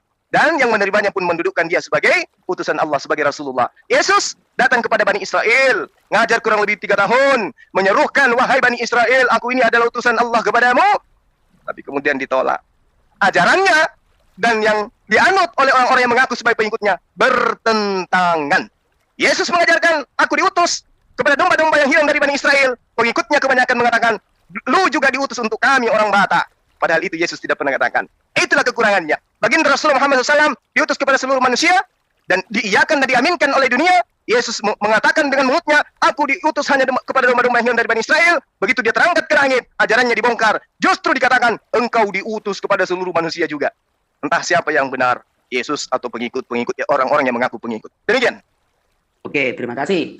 Aku hanya meminta saja apa kelebihannya kubilangnya, bukan masalah kenabiannya. Kalau kenabiannya itu ya kita nggak bisa membatasi orang Islam percaya dia nabi. Yang kutanya tadi apa kelebihannya? Contoh, Isa alaihissalam termulia di dunia dan akhirat. Nah, Muhammad apa kelebihannya? Malah Ustadz menjelaskan tentang validasinya sebagai nabi. Nah, lalu yang perlu ku counter dari situ tadi ketika Ustadz mengatakan kalau dia diterima, tidak, dia dituduh orang gila. Wajarlah kalau aku pun hidup di masa itu pasti kutuduh dia orang gila. Masa orang keluar dari gua jadi nabi? Wajarlah dituduh orang gila. Jadi Muhammad tidak diterima, dia dituduh orang gila. Allah sendiri berkata, sesungguhnya Muhammad benar-benar orang gila. Sesuai dengan tuduhan kafir. Dibela oleh Allah. Sorry, saya mohon maaf waktu dimatikan. Mohon maaf waktu dimatikan. Saya sebagai moderator berhak untuk meminta data ketika ada narasumber yang melakukan sebuah argumen yang tendensius sekali. Allah mengatakan bahwa Rasulullah orang gila. Silakan saya beri waktu 5 menit Anda menyiapkan datanya dan ditampilkan datanya.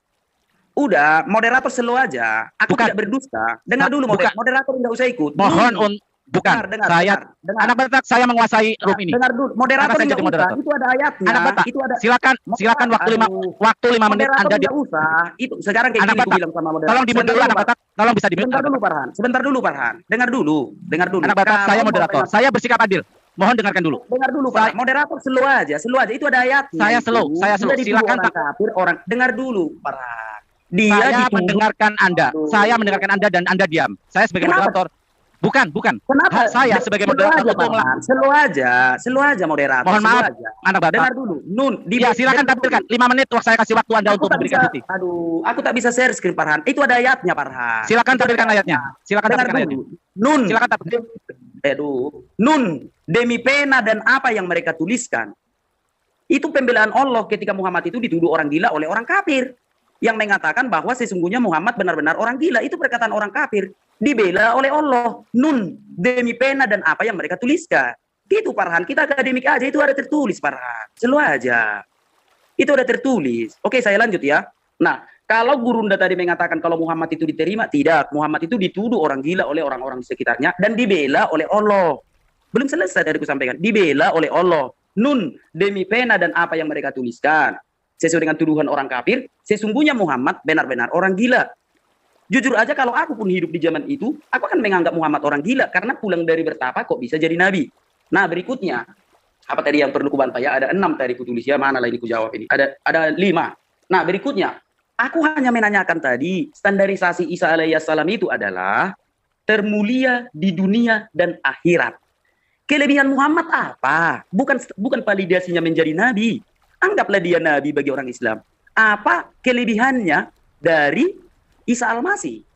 Nah, paham ya Pak Ustadz ya? Contoh ketika Isa Al-Masih itu termulia di dunia dan di akhirat. Nah, Muhammad itu apa kelebihannya? Silakan. Oke, baik. Jadi Saudara Farhan, biarkan saya kemudian untuk mengurai apa yang menjadi ketidaktahuan Saudara anak B ini ya. Jadi gini, Anda mengatakan baginda Rasulullah Muhammad SAW itu adalah orang gila. Allah yang mengatakan dia gila tadi menurut Anda. Padahal Al-Quran ini memang diperuntukkan untuk orang-orang yang menggunakan akal. Jangankan Anda bisa memberikan sebuah kesimpulan terhadap Al-Quran, membaca kitab sucinya kami saja Anda nggak mampu. Tapi kemudian Anda berani memberikan kesimpulan. Ada banyak data di dalam Al-Quran, bahkan kalau nggak salah ada 11 ayat menceritakan bahwa orang-orang di sana itu menuduh Rasulullah sebagai orang yang gila. Tapi kemudian lebih gila lagi, orang yang mempercaya itu. Karena kenapa? Kebenaran sudah terpampang di depan mata gitu. Karena Al-Quran sendiri itu menerangkan wa ma sahibukum bimajnun. Dan Rasulullah Muhammad SAW itu bukanlah sekali-kali orang gila. Kalau orang gila dia, maka dia akan mengajarkan 1 tambah 1 tambah 1 tambah 1 sama dengan 1. Itu baru orang gila. Kalau orang gila dia akan mengajarkan bahwa manusia itu tercipta dari air seperti susu, dikentalkan seperti keju. Kalau orang gila dia akan mengajarkan bahwa langit ini bertiang. Kalau orang gila dia akan mengajarkan sehari 12 jam. Kalau orang gila dia akan mengajarkan sesumbar cerita-cerita tentang pornografi di dalam Al-Quran. Kalau orang gila dia tentu akan mengatakan dirinya adalah anak Tuhan. Ya, Al-Quran menjawab tuduhan Anda. Wa iyyakadul ladina kafaru la yuslikunaka bi absarihim lamma sami'uz dzikr wa yaquluna innahu lamajnun. Dan sesungguhnya orang-orang kafir benar-benar hampir menggelincirkan kamu dengan pandangan mereka tatkala mereka mendengarkan Al-Quran dan mereka berkata, sesungguhnya Rasulullah Muhammad SAW itu adalah benar-benar orang gila. Kenapa Rasulullah Muhammad SAW itu dikatakan orang gila? Kenapa? Karena dia menceritakan tentang masa yang akan datang yang mustahil bagi mereka pada saat itu. Nah, yang lucu kemudian, ketika yang diterangkan Al-Quran, yang dibawa oleh Rasulullah SAW, dianggap gila oleh orang sekarang. Ketika Al-Quran mengatakan langit tidak bertiang. Kitab sebelumnya mengatakan langit bertiang. Begitu dia melihat alam semesta ini ternyata langit tidak bertiang. Yang dipercayai adalah kitab yang mengatakan langit bertiang, lalu yang mengatakan langit tidak bertiang dikatakan gila. Berarti orang itu jauh lebih gila. Pantaslah Yesus mengatakan dalam Matius 23 nomor 15 bahwa orang-orang di luar Yahudi, pengikut Yahudi, 2 kali lebih jahat daripada orang Yahudi itu sendiri. Al-Quran menerangkan itu. Ma'anta bini'amati rabbika bimajnun. Berkat nikmat Tuhanmu, kamu Muhammad sekali-kali bukan orang gila. Kalau dia orang gila, maka temuan-temuan ilmuwan apapun itu bertentangan dengan Al-Quran yang dibawa oleh orang gila. Tapi faktanya, apapun yang ditemukan oleh ilmuwan hari ini sudah terurai oleh dia, orang yang paling jenius, orang yang paling cerdas, orang yang termulia di atas muka bumi ini. Dialah baginda Rasulullah Muhammad SAW yang telah mengguncang Eropa saat sekarang. Jadi kalau Anda mengatakan dia itu adalah orang gila, wah, sangat disayangkan. Berarti pola pikir Anda masih jahiliyah, sama seperti orang-orang di zamannya. Padahal Al-Quran sudah datang 30 juz, sudah utuh. Kalau dulu Al-Quran turun diwahyukan secara berangsur-angsur, orang masih ragu, orang masih kurang yakin, nggak masalah. Itu dimaklumi. Tapi kalau sudah modern seperti sekarang, kiri kanan Anda disurahkan Al-Quran. Al-Quran dibacakan di masjid-masjid dengan terjemahan. Anda masih mengatakan gila. Wah, bahaya. Bagaimana dengan mereka yang mengatakan ular makan debu, singa makan jerami? Bagaimana dengan mereka? Ini orang sedeng, orang gila, atau orang setengah? Ya. Jadi kalau Anda berbicara mengenai seperti itu, lihat di dalam Markus 3 nomor 20 sampai 21. Yesus disebut apa di sana? Dia diputuskan, keluarganya datang hendak mengambil Yesus sebab kata orang-orang Yesus sudah tidak waras. Alias gila. Artinya keluarganya percaya. Kalau di Al-Quran, mana ada keluarganya Rasulullah Muhammad SAW percaya orang-orang kafir bahwa orang kafir mengatakan dia gila? Ada nggak keluarganya yang percaya? Tidak ada. Markus 3 nomor 20 sampai 21, keluarga Yesus datang mengambil Yesus karena mereka mendengarkan Yesus ini sudah tidak waras lagi. Kalau sudah tidak waras lagi apa namanya? Kenapa saya katakan dia tidak waras? Karena dia seacap kali merusak lingkungan hidup. Matius 21 beli orang yang lagi berdagang. Orang nggak apa-apa, berdagang dia. Terus tumbuh-tumbuhan yang tidak ada masalah dengan dia dikutuk, wanara. Ya. Lalu kemudian mengambil barang yang bukan haknya. Markus 21, keledainya orang nggak diminta, diambil. Lalu kemudian dia suka mengumpat, bahkan kepada muridnya sendiri. Matius 16, jelas sekali di situ. Yohanes 6, jelas sekali di sana. Dia katakan muridnya sebagai iblis, sebagai guguk. Ini orang nggak sehat. Lalu kemudian pertanyaan Anda yang kedua, terkait dengan apa kelebihan baginda Rasulullah Muhammad SAW. Andai saja wawasan Anda itu sama seperti orang Islam, sebenarnya Anda sudah paham apa yang saya jelaskan. A'udzubillahi minasyaitonirrajim. Bismillahirrahmanirrahim. Wa idza azallahu mitsaqan nabiyyin lama ataitukum min kitab wa hikmah thumma ja'akum rasulun musaddiqan lima ma'akum la tu'minun nabi wa la tansurunnah. Qala aqrartum ahasastum ala dzalikum isri qalu aqrarna.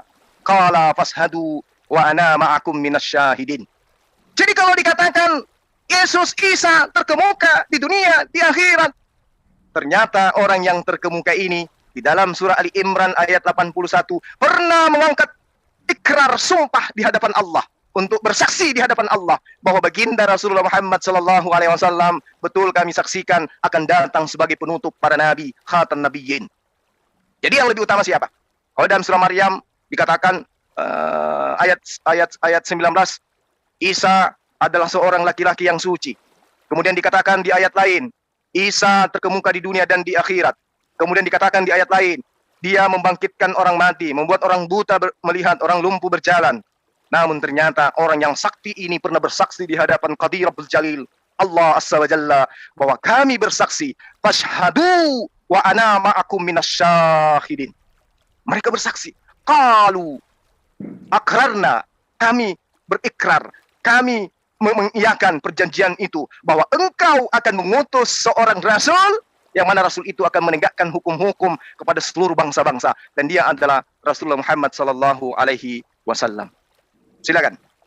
Oke, terima kasih. Tidak ada kelebihan Muhammad dari tadi. Kalau aku mengatakan Isa alaihissalam termulia di dunia dan akhirat, itu Allah yang mengatakan. Pak Ustadz mau lebih hebat dari Allah. Itu Allah yang mengatakan kalau Isa alaihissalam itu termulia di dunia dan di akhirat.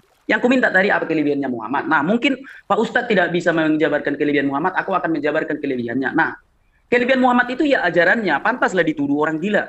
Contoh satu, hanya pengikut Muhammad yang meminum kencing onta, wajarlah dituduh orang gila. Nomor dua, hanya pengikut Muhammad lah sesuai dengan sunnah Rasul ya, menikahi anak umur 6 tahun. Nah, wajar dituduh orang gila. Hanya pengikut Muhammad lah yang mengakui mencium batu bisa menghapus dosa, wajarlah dituduh orang gila. Hanya pengikut Muhammad lah yang membenarkan membunuh orang kafir atas nama Allah, wajar dituduh orang gila nabi seperti itu. Masa ada nabi dari Tuhan membenarkan membunuh atas nama Allah, wajarlah dituduh orang gila. Ya mungkin itulah kelebihannya. Nah, berikutnya kelebihan Muhammad yaitu menikahi anak menantu. Ya hanya pengikut Muhammad lah yang mengakui nabi menikahi menantunya, istri anak angkat maksudnya. Ya wajar dituduh orang gila. Ya mungkin itulah kalau Pak Ustadz tadi tidak mau menjabarkan kelebihannya. Apa kelebihan yang lain dari Muhammad? Yaitu naik haji, mengelilingi Ka'bah. Hanya pengikut Muhammad lah yang ada ibadah mengakui kalau mengelilingi Ka'bah itu menyembah Tuhan. Ya wajar dituduh orang gila. Wajarlah dari ajaran-ajarannya. Nah, berikutnya, apa itu? Kenapa dia dituduh orang gila? Karena dia mengajarkan bagaimana cara melakukan hubungan seks. Di pesantren itu diajarkan cara melakukan hubungan seks, dicium dulu, dipeluk dulu, dijilati dulu. Ya wajarlah dituduh orang gila kalau ajaran seperti itu. Masa ada nabi seperti itu mengajarkan hal-hal yang demikian? Nah, kenapa lagi dia dituduh orang gila? Ya wajarlah dia dituduh orang gila. Dia bilang di surga ada pesta seks. Hanya pengikut Muhammad dan ajaran Muhammad yang membenarkan di surga ada memecah perawan. Tidak ada, carilah agama di dunia ini. Hindu, Buddha, Kristen, enggak ada di surga memecah perawan. Wajar dong dituduh orang gila. Masa di surga ada memecah perawan? Nah, penutup dari segala ini yang kusampaikan ini digenapi atas saya mohon izin yang sebentar Bu. anak Batak enggak sabar, tahan dulu. Anak Batak mohon timer dihentikan dulu. Timer saya mohon dihentikan, terima kasih. Anak Batak saya mohon maaf, waktu terpaksa dihentikan dulu ya. Anak Batak, kami mohon dengan hormat ya, demi kenyamanan bersama, mohon narasinya tidak terlalu menyudutkan nabi kami. Di awal salah satu rule di dalam debat ini, betul, tapi saya mohon begini, sebentar, mohon izin saya berbicara ya. Saya mohon izin berbicara, tidak akan lama, insya Allah hanya 1 menit. Oke. Jadi demi kenyamanan bersama, juga demi untuk anak Batak sendiri ya, supaya room ini juga tenang, indah diskusi kita, elegan, sangat edukatif, tidak ada hujatan kami mohon ya. Karena di awal rule kita adalah tidak menghujat sesembahan. Apa yang kuhujat? Minum kencing onta memang benar. Oke, sabar, tahan dulu. Saya mohon izin berbicara dulu ya. Nanti saya izinkan Anda berbicara selanjutnya. Nanti akan jujur saja, nanti akan kami serahkan kepada narasumber muslim kami untuk menjawab ini. Tetapi demi kenyamanan bersama juga untuk kebaikan anak Batak sendiri, kami mohon narasinya tidak terlalu menyudutkan. Apalagi aku mati. Memberitakan Injil enggak takut aku mati. Ini kita tidak sedang bertempur untuk mati ya. Kita sedang berdakwah ke semua pihak. Apa maksud Ibu? Ke semua pihak. Ini untuk ke semua pihak. Mau jadi teroris Ibu? Astagfirullahaladzim. Kok mau jadi teroris? Anda sudah mulai keluar dari jalur ini. Oke, Bang Farhan silakan. Karena tadi terpaksa saya ambil karena Bang Farhan tadi sebenarnya terpental. Silakan. Oke, terima kasih Ukti Lonana.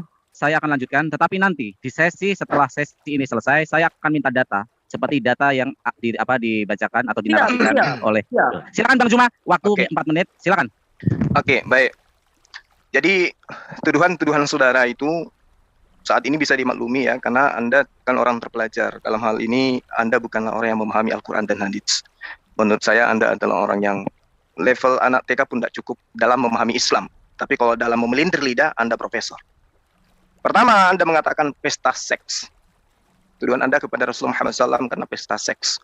Dengan kata lain, Anda menuduh ya Yesus ini berasal dari keturunan orang gila. Karena Yesus itu berasal dari hal-hal yang berbaur tentang seks, dan saya katakan itu pesta seks karena mengintip orang yang sedang mandi istrinya orang lalu kemudian menggaulinya. Lalu ketika Anda mengatakan pesta seks, coba Anda buka kitab Anda di dalam Matius 19:29. Yesus menjanjikan 100 istri kepada pengikutnya. Mau ngapain itu istri di surga 100 orang? Mau cari kutu? Padahal tuduhan pesta seks itu adalah karena di surga banyak bidadari. Lah Yesus menjanjikan 100 istri. Buat apa 100 istri itu rupanya? Istri itu peruntukan untuk apa rupanya? Untuk cari kutu? Ya untuk seks. Kalau 100 istri, bagaimana seksnya? Boleh dikatakan pesta? Iya boleh. Berarti tuduhan Anda sama ibarat Anda meludah ke atas, jatuhnya tepat di jidat Anda sendiri. Kemudian Anda membahas tentang membunuh dan membunuh. Bukankah di atas muka bumi ini hanya ada satu agama yang membunuh Tuhannya? Dan itu adalah agama Anda. Mana ada agama di luar agama Kristen yang membunuh Tuhannya? Anda kan? Pembunuh Tuhan? Iman Anda yang mengatakan itu kan? Nah, kalau yang dikatakan orang gila itu adalah yang mengajarkan membunuh. Wow! Saya katakan, melalui saudara anak D, ternyata agama Kristen itu adalah agama yang dihasilkan dari orang gila. Karena Tuhannya mereka bunuh. Enak. Makanya belajar dialog itu pakai ilmu. Jangan mengambil berita-berita burung gereja kalau membahas Islam. Lalu kemudian menikahi menantu. Nah, ini juga saya katakan kepada Anda. Menantu itu apa? Nggak ngerti Anda, nggak ngerti apa itu mahram di dalam Islam. Kalau Anda melihat di dalam kitab Anda, ya sedikit saja Anda melirik sedikit kepada Yesaya 36 nomor 12. Ya, bagaimana kemudian, di dalam Kejadian 19 nomor 33. Di situ diterangkan bahwa seorang nabi dimabukkan oleh anak kandungnya sendiri. Lalu anak kandungnya memperkosa ayahnya. Ini menikahi, bos. Menikahi mantan istri daripada anak angkat. Bukan menantu. Di kitab Anda justru ada seorang adik-beradik, kakak-beradik, perempuan lagi. Memperkosa bapaknya sendiri. Dan itu ada di kitab Anda. Kitab yang Anda tenteng setiap hari ke rumah ibadah Anda yang Anda katakan firman Tuhan. Di dalamnya ada cerita anak kandung memperkosa ayahnya. Bergiliran kakak beradik. Itu bukan firman Tuhan itu. Kemudian apa tadi? Anda mengatakan minum kencing onta. Baca Yesaya 36. Di situ kitab Anda diajarkan agar kalian itu makan tai sendiri. Kotoran sendiri. Minum kotoran sendiri. Jijik aku. Ya. Di situ dikatakan bahwa dialah orang yang memakan tainya sendiri dan meminum air kencingnya sendiri bersama-sama dengan kamu. Saya ini orang belajar Bible, jangan coba-coba. Kau mau menuduh Al-Quran, Anda tak punya ilmu. Saya memahami Bible. Apapun yang kau tuduhkan, semuanya akan kutumpalkan masuk ke dalam mulut saudara sendiri. Demikian. Oke, terima kasih. Sesi battle bertanya. Kristen bertanya kepada Muslim.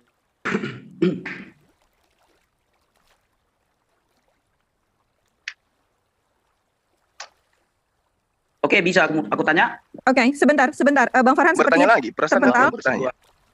Oke, saya Anak Batak, saya adalah moderator backup. Jadi ketika Bang Farhan kehilangan sinyal seperti ini, maka saya yang masuk. Baik, Ivan Villa, kita langsung saja memberikan kesempatan kedua untuk sesi battle yang kedua ini. Sesi battle yang kedua kami berikan langsung kepada Gurunda Zuma untuk memberikan pertanyaan kepada pihak Kristen. Waktu dimulai ketika Gurunda Zuma berbicara. Silahkan. Iya, kuatkan kuda-kuda Anda, jangan sampai Anda kabur. Kita perang akidah. Di dalam Wahyu 3 nomor 9 diterangkan dalam kitab Anda. Lihatlah beberapa orang dari jemaah iblis, yaitu mereka yang menyebut dirinya orang Yahudi. Di situ dikatakan, orang Yahudi ini sebenarnya tidak demikian, melainkan mereka ini adalah pendusta. Saya ingin tahu dari Anda, benarkah bahwa jemaat-jemaat yang mengatasnamakan dirinya sebagai jemaat orang Yahudi itu adalah orang-orang pendusta? Karena Yesus tidak pernah mengajarkan dirinya untuk disembah, tapi kemudian jemaat-jemaat yang dikatakan pendusta ini mengajarkan menyembah kepada Yesus. Pertanyaan saya, Yesus menyembah kepada Tuhan yang benar. Anda menyembah kepada Yesus anak Maria. Siapa yang mempraktekkan di dalam kitab Anda, selain orang-orang Yahudi, yang pernah sujud menyembah kepada Yesus? Jawab, silakan. Oke, siap. Aku baca dulu. Aku tidak akan cari remis, enggak. Karena kalau remis itu hanya ada di catur ya. Kalau nggak main catur aja kita sekali-sekali biar ada remisnya. Karena dalam diskusi tidak ada remisnya. Oke, aku tidak akan main catur. Aku tidak akan cari remis. Wahyu 3 ayat 9 tadi ya, saya baca. Lihatlah beberapa orang dari jamaah iblis, yaitu mereka yang menyebut dirinya orang Yahudi, tetapi yang sebenarnya tidak demikian, melainkan berdusta. Akan kuserahkan kepadamu, sesungguhnya aku akan menyuruh mereka datang dan tersungkur di depan kakimu dan mengaku bahwa aku mengasihi mereka. Aku jawab dengan jujur, saksi Yehova. Saksi Yehova ini. Ya, jujur aja aku jawab, ini saksi Yehova, mereka mengaku sebagai orang Yahudi. Ini saksi Yehova, bukan Kristen. Nah, udah aku jawab, Bang, silakan, Bang. Oke. Jadi saksi Yehova Anda tuduh itu adalah jemaat iblis. Jemaat pendusta. Saksi Yehova mendudukkan Yesus itu sebagai utusan Tuhan, sebagai nabi. Dia bukan Tuhan, dia bukan sembahan. Kalau saksi Yehova saja Anda sebut sebagai pendusta, lalu disebut apa agama Anda? Yang mengajarkan menyembah kepada Yesus. Sementara Yesus sendiri tidak pernah mengajarkan menyembah kepada dirinya. Nah, sekarang pertanyaan saya gini. Kalau Anda mengatakan yang menyembah kepada Yesus, pertanyaan saya kan menyembah kepada Yesus, Anda mengatakan itu adalah saksi Yehova. Saya ingin Anda menunjukkan kepada saya siapa selain Kristen yang pernah mencontohkan menyembah kepada anak Maria. Siapa selain Kristen yang pernah mencontohkan menyembah kepada anak Maria. Karena iblis itu bukan mau disembah. Iblis itu mau diikutin. Jadi iblis itu tidak pernah minta untuk disembah. Iblis itu maunya adalah agar manusia tidak menyembah kepada Tuhan pencipta langit dan bumi, tapi menyembah kepada tagut, yaitu menyembah kepada selain daripada Allah. Pertanyaan saya kepada saudara, siapa yang mencontohkan menyembah kepada Yesus selain daripada orang-orang Kristen? Silakan. Oke, baik, terima kasih. Pertanyaan yang sangat simpel dan gampang sekali dijawab. Orang Majus. Ketika Yesus itu lahir di Bethlehem, orang Majusi menyembahnya, itulah yang kami ikuti. Nah, kenapa kami menyembah? Udah aku jawab ya, selain orang Kristen kan, orang Majusi menyembah Yesus ya. Nah, berikutnya, Pak Ustadz tadi mengatakan, kenapa Anda menyembah Yesus? Kami mengikuti para nabi. Yesaya 9 ayat 5. Yesaya 9 ayat 5 mengatakan kalau anak yang lahir itu adalah Allah. Kami hanya mengikuti para nabi aja. Makanya ketika Yesaya mengatakan bahwa dia akan disebut Allah yang perkasa, Bapa yang kekal, Raja damai, ya kami ikuti. Nah, udah aku jawab ya. Nah, berikutnya, penguat lagi bahwa Yesus itu adalah Allah. Apa yang menguatkan kalau Yesus itu adalah Allah? Zakaria 9 ayat 9. Juru selamat. Juru selamat, Pak Ustadz. Kalau Yesus tidak datang ke dunia, kita akan disiksa kubur. Kita akan disiksa kubur. Tuhan Yesus berkata dalam Matius 16 ayat 18, aku akan mendirikan jemaatku di atas batu karang ini, alam maut tidak akan menguasainya. Hanya karena itu aja kami menyembah Yesus sebagai Allah. Hanya Allah yang boleh mengatakan seperti itu. Tidak ada nabi mengatakan seperti itu. Nah, Yesus juga menegaskan dalam Yohanes 10 ayat 30. Aku dan Bapa adalah satu. Nah, jadi memang Allah kami itu Tritunggal. Allah kami itu Tritunggal, yaitu Allah yang di dalamnya ada firman dan di dalamnya ada roh. Jadi Yesus itu adalah firman yang menjadi manusia, Yohanes 1. Bapa tanpa firman bagi kami itu bukan Allah. Jadi Bapa dan Yesus itu adalah satu. Dia adalah Allah kami. Nah, berikutnya ketika Yesus berkata, aku adalah Alfa dan Omega.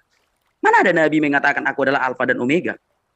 Hanya Tuhan yang boleh mengatakan aku adalah Alfa dan Omega. Dan terbukti. Nah, kembali ke pertanyaan Pak Ustadz. Di luar Kristen siapa yang menyembah Yesus? Orang Majusi. Dalam Lukas. Ketika dia baru lahir, dia disembah. Nah, berikutnya. Kalau orang tidak menerima Tuhan Yesus, rugi Pak Ustadz. Ya, pertanyaan saya nggak ke situ, pertanyaan saya nggak ke situ. Ini waktu saya Pak Ustadz. Ini waktu saya Pak Ustadz. Tapi pertanyaan saya bukan tidak anak ke sana. Gini, tidak ada waktu. Ini adalah battle. Iya, Jadi kalau ada jangan jawaban habiskan yang tidak waktu. cocok bisa diluruskan. Aku nanti aku persilahkan. Atau kalau enggak udah silakan Ustadz dulu silakan. Iya, jadi tolong Anda jawab sesuai dengan pertanyaan. Ya, Anda mengatakan selain orang Kristen yang menyembah Yesus, yang kedua adalah orang Majus. Selain Majus, siapa lagi yang menyembah Yesus? Oke, baik. Pertanyaan Pak Ustadz kan tadi kan, di luar Kristen yang menyembah Yesus siapa? Orang Majusi telah menyembahnya. Selain orang Majus? Enggak, ini waktu nanti aku persilahkan. Udah Pak Ustadz dulu silakan. Ya, selain orang Majus, Kristen, Majus, siapa lagi? Karena begini, di dalam pengajaran Yesus, kalau Anda tadi itu bermimpi terlalu jauh, coba Anda lihat di dalam Yohanes 12 nomor 48 ya, kalau saya nggak keliru ya. Apa yang dikatakan oleh Yesus di sana? Coba Anda baca. Barang siapa menolak aku dan tidak menerima perkataanku, ia sudah ada hakimnya. Siapa hakimnya? Yaitu firman yang telah kukatakan. Itulah yang akan menjadi hakim pada akhir zaman. Makanya saya tanya, mana firman yang Yesus katakan agar manusia Kristen menyembah kepada dirinya? Karena yang akan menjadi hakim adalah perkataan Yesus. Bukan menjadi Kristen. Tapi yang menjadi hakim adalah perkataan Yesus. Sekali lagi saya katakan, ini Bible, ini kitab Anda. Jangan sampai Anda menolak Bible Anda. Yohanes 12 nomor 48, barang siapa menolak aku dan tidak menerima perkataanku, ia sudah menjadi hakimnya. Apa hakimnya? Firman yang telah kukatakan kepadamu. Makanya saya katakan Kristen itu anti Yesus. Kristen itu penolak Yesus. Kristen itu bukan pengikut, Kristen itu adalah pentuhan anak Maria. Pahami itu, tangkap itu. Jadi jangan Anda bangga-bangga. Nanti Anda mati Ustaz, Anda masuk ke neraka Ustaz. Di mana dalilnya yang bisa membuat saya masuk neraka karena saya tidak menuhankan anak Maria? Nggak ada itu. Yesus hanya mengatakan, jika engkau beriman kepada aku, lakukan pekerjaan yang aku lakukan. Kami melakukan pekerjaan Yesus, nyembahnya kepada Allah, mendudukkan dirinya sebagai utusan Allah. Dia sunat, kami sunat. Dia mengharamkan babi, kami pun melakukan hal yang sama. Cuman syariatnya berbeda, karena dia diutus kepada Bani Israel, kami nggak diutus untuk dia, bukan untuk kami. Dia untuk Bani Israel, maka syariatnya untuk Bani Israel, bukan kepada Muslim. Nah sekarang pertanyaan saya kepada saudara, ya jelas sekali pertanyaan saya. Yesus menghakimi manusia berdasarkan firman-Nya. Berarti di sini kalau berbicara mengenai penyembahan dan tidak menyembah, itu adalah uji coba dari firman Yesus. Adakah Yesus mengatakan untuk disembah? Tidak ada. Nah sekarang, Kristen menyembahnya. Siapa yang memerintahkan? Siapa yang mencontohkan? Tolong jujur sebelum saya tunjukkan bahwa Kristen itu bukan pengikut Yesus, tetapi pengikut Majusi dan pengikut si ini dan si ini. Saya kan? Oke, baik. Ya, sudah aku jawab tadi. Di luar Kristen, siapa yang menyembah Tuhan Yesus? Aku jawab tadi, Pak Ustadz, orang Majusi. Nah, lalu selain Majusi, Pak Ustadz bilang tadi mau aku jawab. Ada ketika Yesus mengajar, banyak sekali yang menyembahnya ya. Ada orang yang sakit menyembahnya, ada orang yang sakit juga. Asal kujama jubahmu, maka kau akan sembuh. Itu hanya bisa dilakukan kepada Tuhan. Dan ada juga yang mengatakan, aku sudah melihat, ainunga di ida mataku, haluaun nasiyakko. Nah, itulah dalam bahasa aslinya. Ainunga di ida mataku, haluaun nasiyakko. Artinya dia bersaksi, dia sudah melihat keselamatan yang daripada Allah. Nah, kami hanya mengikuti para nabi. Yesaya 9 ayat 5 tidak bisa dibantah oleh siapapun bahwa Yesus itu adalah Allah. Kami mengikuti aja, Pak Ustadz. Nah, apa keuntungannya mengikuti Yesus? Keselamatan. Kalau orang-orang yang beragama yang lain itu akan turun ke siksa kubur, Tuhan Yesus menegaskan, di atas batu karang ini, aku akan mendirikan jemaatku dan alam maut tidak akan menguasainya. Jadi pengikut Yesus itu tidak turun ke alam maut. Tidak turun ke alam maut, saudara-saudara. Demikian juga di dalam Kisah Para Rasul 4 ayat 12, di bawah kolong langit ini tidak ada satu nama pun yang bisa menyelamatkan kita. Hanya di dalam nama Tuhan Yesus Kristus. Apa perintah Tuhan Yesus Kristus? Baptislah mereka. Jadi pengikut Yesus itu harus dibaptis. Kalau ada yang mengaku pengikut Yesus tidak dibaptis, itulah yang dikatakan Yesus, serigala yang menyamar seperti domba. Kalau pengikut Yesus itu harus baptis. Baptis dulu baru ngaku-ngaku pengikut Yesus. Nah berikutnya, perintah untuk memberitakan Injil ke seluruh dunia dalam Matius 28, itu harus kami kerjakan. Minta maaf saudaraku, kita saudara sebangsa. Tetapi meskipun kita sebangsa, tidak bisa membatasi aku untuk memberitakan Injil, itu perintah Tuhan Yesus. Nah, apalagi perkataan Yesus yang memang membuat dia adalah Tuhan atas semesta alam. Aku adalah Alfa dan Omega. Itulah Tuhan Yesus. Nah, kalau Pak Ustadz mengatakan kalau Tuhan Yesus itu hanya untuk orang Israel, Tuhan Yesus berkata dalam Yohanes 10 ayat 16, bagiku ada domba dari kandang yang lain. Demikian juga dalam Yohanes 1 ayat 29. Lihat, anak domba Allah yang menghapus dosa dunia. Jadi Yesus Kristus itu juru selamat bagi seluruh manusia, bukan hanya untuk orang Kristen aja. Justru kami karena kasih mengasihi saudara-saudara yang belum terima Tuhan Yesus, maka kami beritakan tentang keselamatan itu. Kami beritakan karena kasih. Daripada saudara disiksa kubur, daripada saudara turun ke alam maut. Matius 16 ayat 18. Di atas batu karang ini, aku akan mendirikan jemaatku. Alam maut tidak akan menguasainya. Untuk itulah ketika Yesus turun ke dunia orang mati, kuburan terbuka. Orang-orang kudus bangkit. Artinya, sebelum Tuhan Yesus datang ke dunia, siapapun orang yang mati, mau dia kudus, mau dia berdosa, dia akan turun ke satu alam. Alam maut namanya, alam barja atau apapun itu ya. Tetapi, ngapain orang itu di situ? Masuk, turun ke dalam kerajaan maut, kerajaan iblis. Untuk itulah Tuhan Yesus turun ke dunia orang mati untuk meremukkan kepala iblis itu agar orang yang kudus tidak tertahan lagi di alam maut. Maka ketika Tuhan Yesus turun ke dunia orang mati, kuburan terbuka, orang-orang kudus bangkit. Orang-orang kudus bangkit naik ke surga. Dan itulah yang berlaku sampai sekarang. Pengikut Tuhan Yesus tidak akan turun ke dalam kerajaan maut. Makanya kami para misionaris punya satu stigma. Bagiku hidup adalah Kristus dan mati adalah keuntungan. Karena kalau kami mati masuk surga, tidak mengalami siksa kubur, tidak. Itulah yang membuat kami yakin 100% bahwa Yesus itu adalah Allah kami. Nah, karena kasih yang tidak berkesudahan itulah kami selalu memberitakan Injil. Moderator. Sebab hanya Yesus yang mengajarkan damai. Panjang kali, nggak nyambung dengan pertanyaan. Akhi, Moderator silakan. diarahkan, Silakan, moderator. Hargai Pak waktu Ustadz. kita, moderator. Mohon maaf. Silakan. Saya bertanya, siapa yang dicontoh menyembah Yesus? Yang dia jual adalah berita kabar burung dari gereja. Poinnya kan saya bertanya kepada saudara. Sekarang gini aja lah, aku dengar dulu lah, simak dulu lah Pak Ustadz, simak dulu lah. Anda Gini, nggak anak ngerti Batak. pertanyaan Ini gitu. anak Batak, Anda dari tadi melakukan sebuah tarian diksi, tidak Iya. menyentuh konten. Pertanyaannya Waduh. tidak dijawab. Biar penonton yang menilai, Bang. Biar penonton yang menilai. Enggak, waktu dimanfaatkan Bang anak Batak ya. Minta maaf. Oke, Saya silakan Pak menuntut Ustadz. kembali. Silakan Pak Ustadz. Silakan Pak Silakan Ustadz. untuk Jadi mengelaborasi Bang. Iya, jadi Anda bertanya, tema kita adalah siapa yang mengikut iblis? Kan gitu. Berarti siapa yang mengajarkan Anda menyembah Yesus? Kan itu pertanyaan saya. Anda mengatakan orang Majus. Siapa lagi? Nah, terus kemudian Anda mengatakan Anda pengikut Yesus. Ternyata bohong. Anda bukan pengikut Yesus. Kalau Anda pengikut Yesus, Yesus nggak menyembah anak Maria. Yesus nyembahnya kepada Allah. Anda ternyata adalah pengikut Majus. Kan begitu cara menjawabnya. Apakah orang-orang Majus ini akan masuk ke dalam surga? Seperti yang Anda uraikan? Tidak. Karena mereka adalah penyembah matahari. Kan gitu. Nah, saya katakan kepada Anda mengatakan, Anda memfitnah, Anda menuduh para nabi. Nabi-nabi menyembah Yesus, kata Anda. Ini ilmu dari mana Anda dapatkan? Nabi siapa yang menyembah Yesus rupanya? Nabi Paulus, yes. Nabi Lukas, yes. Nabi Markus, yes. Siapa lagi Nabi Anda yang menyembah Yesus? Itu yang Anda maksud Nabi. Tapi kalau Nabi-Nabi yang Anda uraikan dalam kitabnya orang Yahudi, itu hoax. Karena Yesus nanti ibunya ngeden baru ada. Nggak ada Yesus pada zaman perjanjian lama. Sekarang sini saya ajarkan kepada Anda. Yang mengajarkan sebenarnya Anda itu menyembah kepada Yesus selain orang Majusi adalah iblis.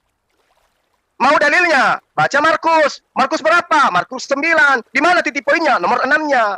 Ketika orang yang kemudian kerasukan iblis melihat Yesus, maka orang yang kerasukan iblis ini lari ke hadapan Yesus dan sujud menyembah kepada Yesus.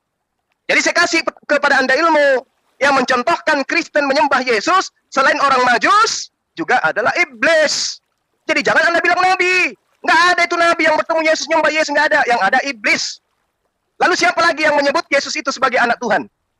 Selain daripada orang-orang yang ada di sekelilingnya. Anda bisa jawab enggak? Atau Anda akan muter-muter lagi? Selain orang Kristen yang menyebut Yesus sebagai anak Tuhan, siapa lagi? Jawab. Yang tadi sudah terjawab ya, bahwa yang mencontohkan Kristen menyembah Yesus itu adalah iblis. Silakan Anda baca Markus 5, nomor 6. Ketika orang yang kerasukan setan itu melihat Yesus, maka dia lari dari jauh, lalu kemudian dia mendapatkan Yesus, lalu sujud menyembah kepada Yesus. Dan itu Anda perhatikan hari ini. Kristen menyembah karena mencontoh kepada orang Majusi dan juga iblis. Pertanyaan saya selanjutnya. Kenapa di dalam kitab Anda diterangkan kemudian bahwa Paulus marah kepada iblis ketika iblis itu berkata kepada Paulus bahwa dialah Paulus ini seorang yang kemudian mengajarkan tentang Paulus ini adalah utusan Tuhan yang maha tinggi. Paulus ini adalah orang yang kemudian dia dikatakan di dalam Kisah Para Rasul 16 nomor 16 sampai nomor 18. Ya, di situ Anda baca bagaimana kemudian Paulus marah kepada iblis ketika iblis itu mengatakan bahwa orang ini adalah hamba Tuhan yang maha tinggi. Paulus memberitakan kepadamu jalan kepada keselamatan. Iblis mengajarkan bahwa Paulus adalah hamba Allah yang maha tinggi. Paulus adalah orang yang memberitakan kepadamu jalan keselamatan. Tapi kenapa kemudian Paulus marah kepada iblis tersebut? Kenapa Paulus murka kepada iblis tersebut? Seakan-akan Paulus tidak mau disaingi oleh iblis. Ketika iblis mengatakan, Paulus ini adalah hamba Allah yang maha tinggi. Dengarkanlah wahai kalian. Paulus ini adalah hamba Allah yang maha tinggi. Paulus ini adalah orang yang mengajarkan kepada jalan keselamatan. Kenapa Paulus marah kepada iblisnya? Kenapa Paulus justru mengusir iblisnya? Bukannya dia berterima kasih. Kenapa? Dan kenapa? Silakan. Oke, terima kasih. Aku jawab dalam Markus. Ada orang kerasukan menyembah dia. Iya, iblis juga tahu kalau Yesus itu adalah Tuhan. Semua tahu kalau Yesus itu adalah Tuhan. Nah, berikutnya, Pak Ustadz tadi mengatakan kalau hanya ajaran Paulus. Jangan lupa Pak Ustadz, sebelum Paulus menjadi orang Kristen, dia sudah membunuh orang-orang Kristen. Artinya tanpa campur tangan Paulus, orang Kristen sudah ada, Pak Ustadz. Sebelum orang Kristen diajar oleh Paulus, orang Kristen sudah ada di abad pertama. Sebab Alkitab mencatat bahwa Paulus itu sebelum bertobat, dia membunuh orang-orang Kristen. Kami mengikuti para rasul, yaitu murid-murid Tuhan Yesus yang mengajarkan kepada kami tentang segala sesuatu. Rasul Petrus mengajarkan ke Roma, Andreas mengajarkan ke Alexandria, Yakobus mengajarkan ke Syria, dan Yohanes mengajarkan ke Efesus tanpa campur tangan Paulus. Orang Kristen sudah ada. Dan Thomas mengabarkan Injil ke India tanpa campur tangan Paulus. Jadi janganlah dikait-kaitkan segala sesuatu dengan Paulus. Jangan dikait-kaitkan. Bukan berarti kami tidak percaya perkataan Paulus, tetapi stigma yang mengatakan kalau orang Kristen itu ciptaan Paulus salah total. Justru ketika Paulus belum menerima Tuhan Yesus, dialah yang membunuh orang-orang Kristen. Nah, Rasul Petrus, jemaat yang didirikan di atas batu karang, telah menjadi uskup Roma, dialah yang memimpin Kristen di Roma. Polikarpus, yang diajar oleh Rasul Yohanes, telah menjadi uskup Smyrna. Itulah teladan-teladan kami, Santo Irenaeus, Santo Ignatius. Bukan hanya Paulus, bukan. Jadi tanpa campur tangan Paulus, orang Kristen itu sudah ada. Jadi kalau begitu anak Batak, kenapa orang-orang di luar Kristen membenci Paulus? Karena memang Pauluslah yang banyak menulis tentang nabi palsu. Contoh Galatia 1 ayat 8 dan 9. Itu memang Paulus yang menulis itu. Jika ada di antara kami atau satu malaikat dari surga mengaku dari surga memberitakan kepadamu Injil yang berbeda, terkutuklah dia. Inilah yang membuat orang membenci Paulus. Karena memang Paulus itu frontal. Kenapa orang-orang di luar Kristen tidak membenci Petrus? Karena Petrus tidak frontal. Lihatlah orang-orang Katolik, hasil didikan Petrus. Sangat lembut. Jadi berbeda karakter-karakter misionaris. Kenapa Paulus dibenci? Karena Paulus frontal. Paulus mengatakan nabi palsu ini begini dan begini dan begitu. Tetapi Pertanyaan saya tentang ini, Iya, dengar. anak B. Itu udah Oke, selesai. silakan Pak Ustadz dulu. Silakan Pak Ustadz dulu. Pertanyaan saya yang tadi tentang kisah para rasul, kenapa Paulus marah ketika iblis mengatakan Paulus ini adalah hamba Allah yang maha tinggi, Paulus ini mengajarkan kepada jalan keselamatan.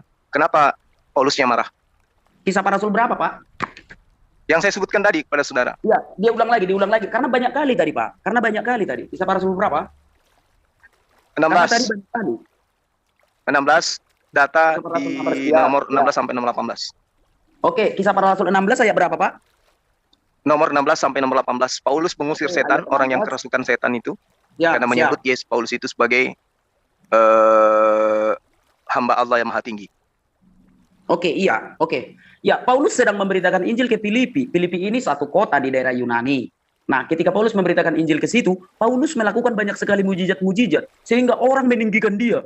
Orang meninggikan dia. Paulus tidak mau. Paulus tidak mau ditinggikan. Bahkan Paulus berkata, aku hanya hamba Yesus Kristus katanya. Nah, ketika Paulus ada di Filipi memang banyak tanda. Ketika dia digigit ular, maka orang-orang di Filipi itu percaya kalau yang digigit ular itu akan mati. Tetapi Paulus tidak mati digigitnya. Maka orang-orang penyembah-penyembah berhala itu di situ mengatakan, oh ini Tuhan katanya. Makanya Paulus marah, tidak, aku hamba Yesus Kristus. Itulah yang dituliskan di dalam Kisah Para Rasul 16, ayat 16 saya baca. Pada suatu kali ketika kami pergi ke tempat sembahyang itu, kami bertemu dengan seorang hamba perempuan yang mempunyai roh tenung.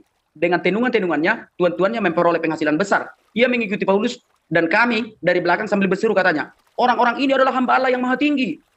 Mereka memberitakan kepadamu jalan kepada keselamatan. Salah. Kami misionaris manusia biasa. Bukan hamba Allah yang maha tinggi, bukan.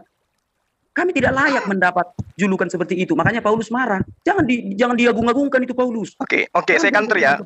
Anda keliru mau melakukan framing itu. Kenapa? Galatia 4 nomor 14, justru Paulus itu mau disambut seperti malaikat.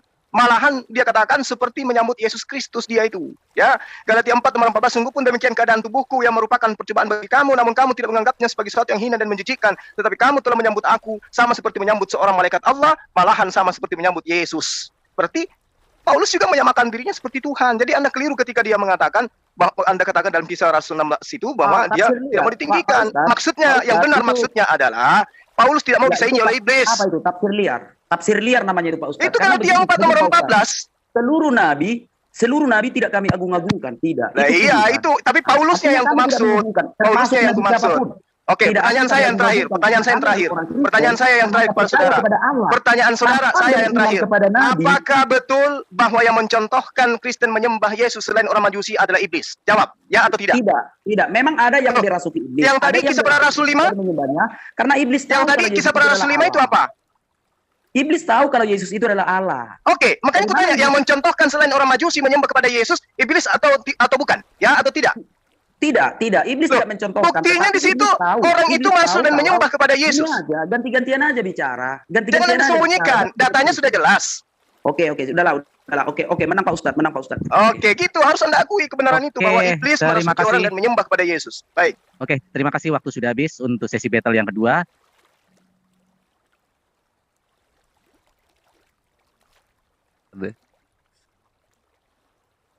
Moderatornya hilang lagi. Ostelonana tafadhol. Siap Akhi, Ya. terima kasih. Mohon maaf Ivan Pilah atas ketidaknyamanannya karena qadarullah memang Akhi Farhan agak jauh dari sinyal yang baik ya. Beliau ada di pegunungan. Jadi mohon dimaafkan, mohon dimaklumi. Baik Ivan Pilah semuanya, kita langsung sekarang memasuki sesi terakhir. Kalau saya tidak salah ya, betul. Ini adalah sesi closing statement. House meminta bahwa untuk closing statement kali ini diberikan waktu sama masing-masing selama 3 menit. Dan waktu pertama kali kami berikan kepada saudara Kristen kami, yaitu anak Batak. Saudara anak Batak, waktu dimulai ketika Anda mulai berbicara. Silakan. Oke, terima kasih. Ini hanya diskusi aja. Biarlah orang belajar untuk memahami tentang apa yang tertulis di Alkitab dan di Quran itu. Selo-selo aja kita, nggak usah kepanasan kali. Mari kita berbicara puas di YouTube ini. Karena ini kan bukan monolog, ini diskusi. Nah, untuk itu saudara-saudara, aku ucapkan terima kasih. Aku mengucapkan terima kasih kepada orang-orang Islam yang mengundang aku. Aku merasa aku punya ruang untuk memberitakan Injil. Terima kasih. Aku kalah dalam perdebatan ini. Tetapi aku mohon undang aku sekali lagi ya. Nah, akhir kata aku ucapkan. Emenista betua ma berlingkungan di kena mok debatama nomor 2 horas mai tadi paroro di pasu-pasu masuk di ahapin atau enggak tulu bang masa tua tu sanggar mapori gabinan yula sinur na pinahan ditupahi oputan nomor 2 debata marhite-hite tuhata Tuhan Yesus Kristus godang akapat dohon aku nasala jumulo marsatabi asa horbo siti kota duk sisapang na walu perbutuha mangalili perukung malu di baliam manggagat saat tu jabu margalu-galu di akapat dohon aku na palubihu jumulo marsatabi 10 jari-jari pas 10 saya si majujung. Salah ma audisi. So nedoknya kajol masih nuengon. Kalau ada jarum yang patah jangan simpan di dalam peti. Kalau ada kataku salah, jangan simpan di dalam hati. Dung pesongoni kita yang merdumu sirang. Asar honok mana pura tanggo-tanggo, rangging marsirang goman. Badat tapi pada udah todita ma marsi gonggoman. Di pasu-pasu puta nomor 2 rebata. Marhite-hite tuhata Tuhan Yesus Kristus. Saat ni sol masa tinogu tu bortean 1 3 ras toho di rodang di bulan. Liling mahita mangulu. Saat tu bang gabian. Jala horas-horas. Totong ma diramoti Tuhan. Horas damai Kristus bersama kita. Bapa yang baik dalam nama Tuhan Yesus Kristus. Terima kasih Tuhan aku ucapkan. Karena diskusi ini berjalan lancar Tuhan. Tidak saling menyakiti. Aku hanya memberitakan Injilmu Tuhan. Tutup bungkus aku dengan darahmu. Agar aku bisa menyampaikan isi hatimu. Sampai akhir hidupku Bapa. Terima kasih Tuhan. Kami percaya janjimu. Bahwa kami tidak akan turun ke alam maut. Sebab surga adalah kerinduan bagi kami. Terima kasih Bapa, dalam nama Bapa dan Putra dan Roh Kudus. Haleluya. Amin. Horas marita, horas. Baik, sisa 22 detik tidak dimanfaatkan, bro? Sudah Bu, sudah. Oke, terima kasih. Baik, waktu kita nolkan.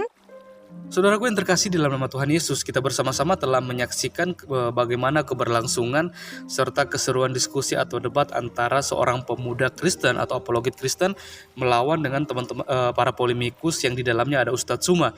Dan kita juga bisa melihat bagaimana dengan luar biasanya seorang pemuda Kristen ini, dia bisa mematahkan setiap tuduhan-tuduhan liar dari teman-teman polemikus dan juga Ustadz Suma. Kita bisa melihat juga ya, bagaimana teman-teman polemikus ini dan juga Ustadz Suma, mereka ini sangat berkoar-koar membahas tentang Alkitab atau isi Alkitab yang notabene mereka sendiri tidak mengerti dan memahami tentang Alkitab itu sendiri atau isi Alkitab atau firman Tuhan itu sendiri. Karena apa ya? Karena tujuan mereka mempelajari, tujuan mereka membaca Alkitab bukan untuk mencari kebenaran, bukan untuk mentafsirkan, mencari tahu arti, maksud dan tujuan penulisan. Malahan mereka gunakan ayat-ayat Alkitab yang mereka comot itu untuk menyerang iman kekristenan seperti itu.